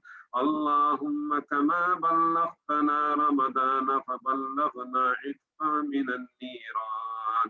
اللهم كما بلغتنا رمضان فبلغنا باب الريان وأدخلنا الجنان برحمتك يا أرحم الراحمين. صدق الله العظيم الذي لا إله إلا هو, المتوحد في الجلال بكمال الجمال تعظيما وتكريما, الذي نزل الفرقان على عبده ليكون للعالمين نذيرا. وصدق رسوله الذي أرسله إلى جميع ثقلين الإنس والجن بشيرا ونذيرا, وداعيا داعيا من الله بإذنه وسراجا منيرا. صدق الله العظيم التواب الغفور. وذلا لجبروته السيام، ولانا لقدرته شدائد السلام. رب الأرباب، رب الأرباب، ومسبب الأسباب، ومنزل الكتاب، وخالق خلقه من تراب، غافر الذنب وقابل التوب، شديد العقاب، ذي الطول، لا إله إلا هو، عليه توكلت وإليه متاب. صدق من حسبي به كفيلا، صدق من اتخذته وكيلا، صدق الحادي إليه سبيلا، صدق الله ومن أصدق من الله قيلا. صدق الله العظيم وصدق رسوله النبي الكريم. صدق الله واحد القديم الماجد الكريم الشاهد العليم الغفور الشكور الغفور الحليم. قل صدق الله فاتبعوا ملة إبراهيم حنيفا. صدق الله الذي لا إله إلا هو الرحمن الرحيم الحي القيوم الحي الحكيم الحي الرحيم الحي الذي لا يموت ذو الجلال والإكرام. اللهم لك الحمد كما ينبغي لجلال وجهك وعظيم سلطانك. ربنا لك الحمد في الحالين، اللهم لك الحمد في الدارين. اللهم لك الحمد حمدا كثيرا طيبا مطيبا مباركا فيه. تجاوز عن ساعتنا، امه خطايانا، كفر سيئاتنا، بدل سيئاتنا حسنات. اللهم اغفر لنا ما قدمنا وما أخرنا وما أعلنا وما أسررنا وما أنت عالم به منا. اللهم اغفر لنا كبير الذنب وصغيرا، دقيقه وجليلا، سره وعلنا. اللهم اغفر لآبائنا وأمهاتنا، اغفر لهم وارحمهم، عافهم واعف عنهم، ارفع درجاتهم، اشر صدورهم، يسر أمورهم. إلهنا يا رجانا عاتق رقابنا ورقابهم من النار. إلهنا يا عالم الأسرار، يا مدبر الليل والنهار، يا عزيز يا قهار، يا رحيم يا ودود، يا غفار يا رحمن، يا مجيب يا حنان، يا منان، يا علام الغيوب، يا مقلب القلوب، يا ساتر الغيوب، يا غافر الذنوب، يا غفار الذنوب، يا غافر الخطيئات، يا قاضي الحاجات، يا مستجيب الدعوات، يا كاشف الظلمات، يا رفيع الدرجات، يا بارئ البريات، يا دافع البليات، يا ساتر العورات، يا رفيع الدرجات، يا رفيع الدرجات. إلهنا يا رجانا، يا غياث المستغيثين، يا أمان الخائفين، يا جابر المنكسرين، يا واسع المنفتحين، يا مجيب المضطرين، يا سامع لكل شكوى، يا كاشف لكل بلوى، يا كاشف لكل بلوى، يا من ينزل إلى السماء الدنيا ليغفر لعبادي ليجيب دعائهم ليسمع مسألتهم ليحقق مرادهم هؤلاء يبيدك وإماؤك يا رحمن وقفنا لترضى ودعونا لترضى وسجدنا لترضى هذه وقوفنا ترفع إليك وجباهنا تنهني تعظيما لك وأنوفنا ترغب ذلة لك لا إله إلا أنت لا إله إلا أنت ليس لنا رب سواك فنرجو ولا إله لنا غيرك فندعو رغبتنا فرغبنا وطمعتنا فتمينا ودعوتنا فأجبنا لبيك وصاديك لبيك وصاديك ولبيك وصاديك والخير كل بين يديك لا إله إلا لا إله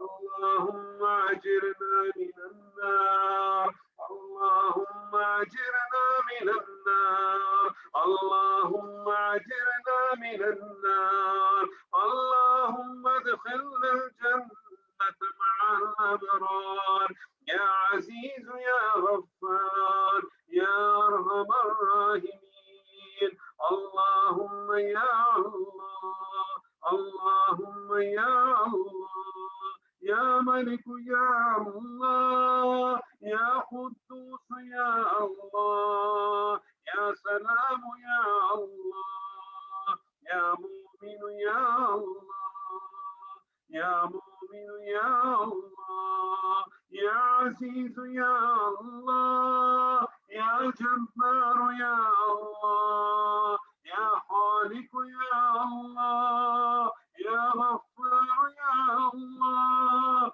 يا وهاب يا الله يا رزاق يا الله يا سميع يا الله يا بصير يا الله يا عدل يا الله اللهم لا تسرقنا من هذه الليلة إلا بذنب مغفور وسعي مشكور وعمل متقبل مبرور وتجارة لن تبور وشفاء لما في الصدور وتوبة خالصة لوجهك الكريم اللهم اجعلنا وأهلنا وذرياتنا والمسلمين جميعا والمسلمين جميعا فيها من لقائك من جهنم وتلقائك من النار اللهم اجعلنا في هذه الليلة ممن نظرت إليهم فرحمتهم وسمعت دعاءهم اللهم نسألك في ليلة القدر وأسرارها وأنوارها وبركاتها يا أرحم الراحمين اللهم لا تدع لنا يا ربنا في هذه الليلة اللذيمة ذنبا إلا غفرته ولا مريضا إلا شفيته ولا ميتا إلا رحمته ولا دعاء إلا استجبته ولا طائبا إلا قبلته ولا عاريا إلا كسوته ولا فقيرا إلا أغنيته ولا مؤمنا إلا صبته ولا مؤمنا إلا صبته ولا مؤمنا إلا صبته ولا طالبا إلا وفقته ولا عاصيا إلا هديته ولا مظلوما إلا نصرته ولا عدوا إلا أهلكته برحمتك يا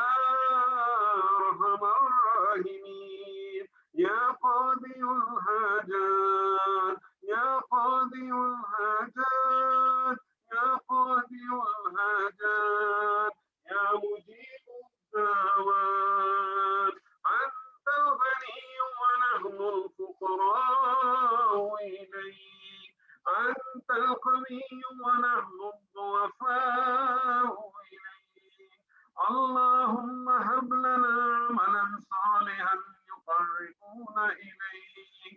اللهم استرنا فوق الأرض وتحت الأرض ويوم الأرض عليك. اللهم لا تخزنا يوم العرض عليك. اللهم تقبل صلاتنا، اللهم تقبل صيامنا، اللهم تقبل قيامنا، اللهم تقبل ركوعنا، اللهم تقبل سجودنا.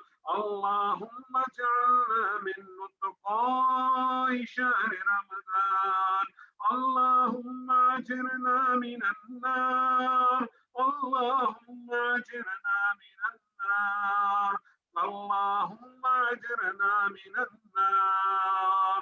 اللهم اجعلنا يا مولانا في شهرنا هذا وفي يومنا هذا وفي ليلتنا هذا من أتقائك من النار، واجعلنا من المقبولين الفائزين برحمتك يا أرحم الراحمين، يا من ليس كمثله شيء وهو السميع البصير. يا نعم المولى ويا نعم النصير. اللهم زينا بزينة القرآن، اللهم ادخلنا الجنة بشفاعة القرآن، اللهم أكرمنا بكرامة القرآن، اللهم ألبسنا بخلعة القرآن، اللهم شرفنا بشرافة القرآن.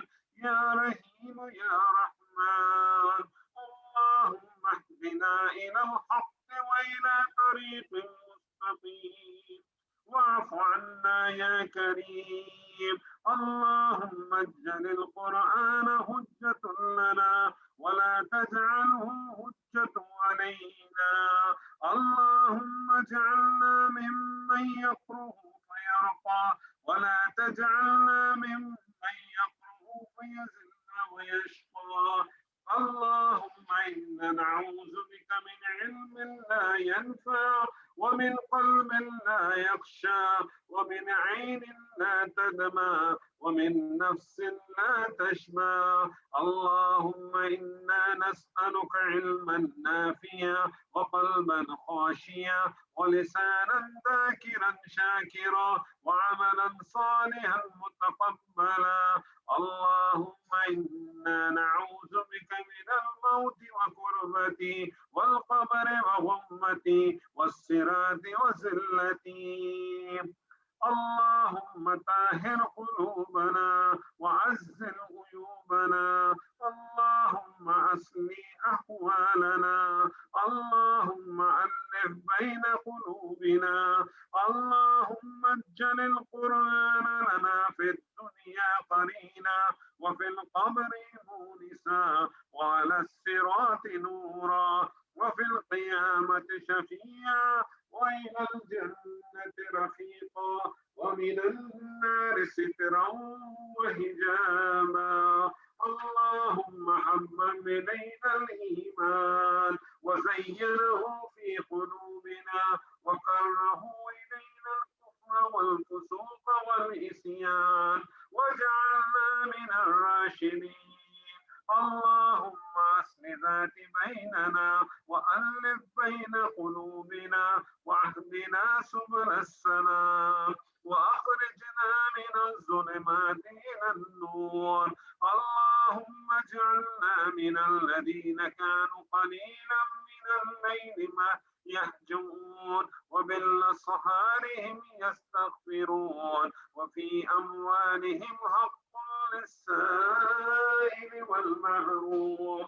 اللهم اجعلنا ممن تتجافى جنوبهم عن المضاجع يدعون ربهم وأوفوا وتماهوا ومما رزقناهم ينفقون.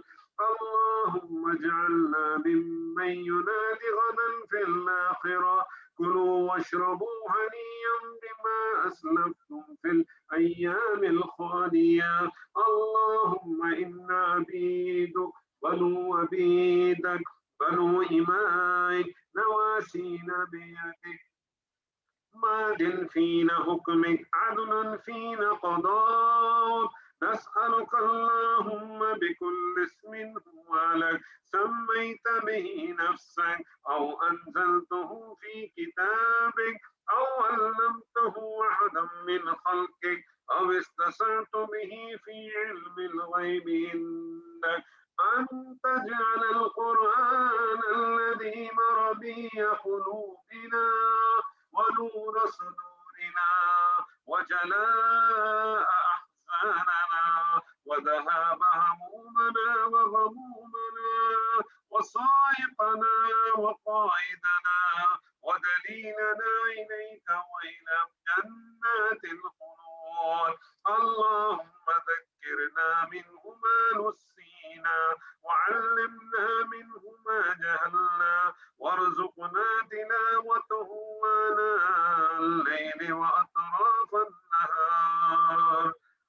ربنا تقبل منا إنك أنت السميع العليم وتب علينا يا مولانا إنك أنت التواب الرحيم واغفر لنا وارحمنا يا مولانا إنك أنت الغفور الرحيم. ربنا لا تؤاخذنا إن نسينا أو أخطأنا ربنا ولا تحمل علينا إصرا كما حملته على الذين من قبلنا ربنا ولا تحملنا ما لا طاقة لنا به واعف عنا واغفر لنا وارحمنا أنت مولانا فانصرنا على القوم الكافرين.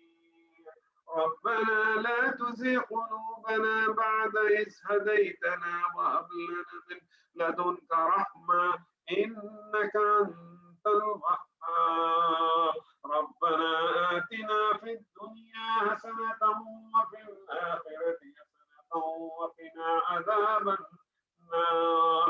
اللهم صل وسلم عليه في كل وقت وحين. اللهم صل وسلم عليه في العالمين إلى يوم الدين.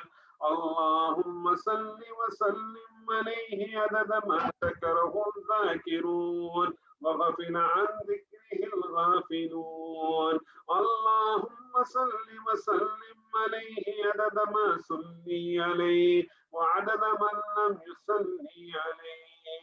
اللهم صل وسلم عليه عدد الأشجار ومياه البحار ومن السماوات والأرض وما تعاقب الليل والنهار.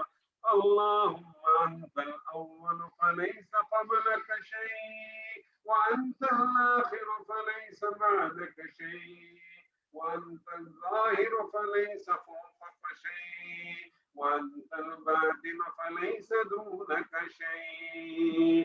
اللهم صل على محمد ما ذكره الذاكرون الأبرار وصل على محمد ما تعاقب الليل والنهار وصل على محمد والمهاجرين والأنصار. سبحان ربك رب العزة عما يصفون وسلام على المرسلين والحمد لله رب العالمين.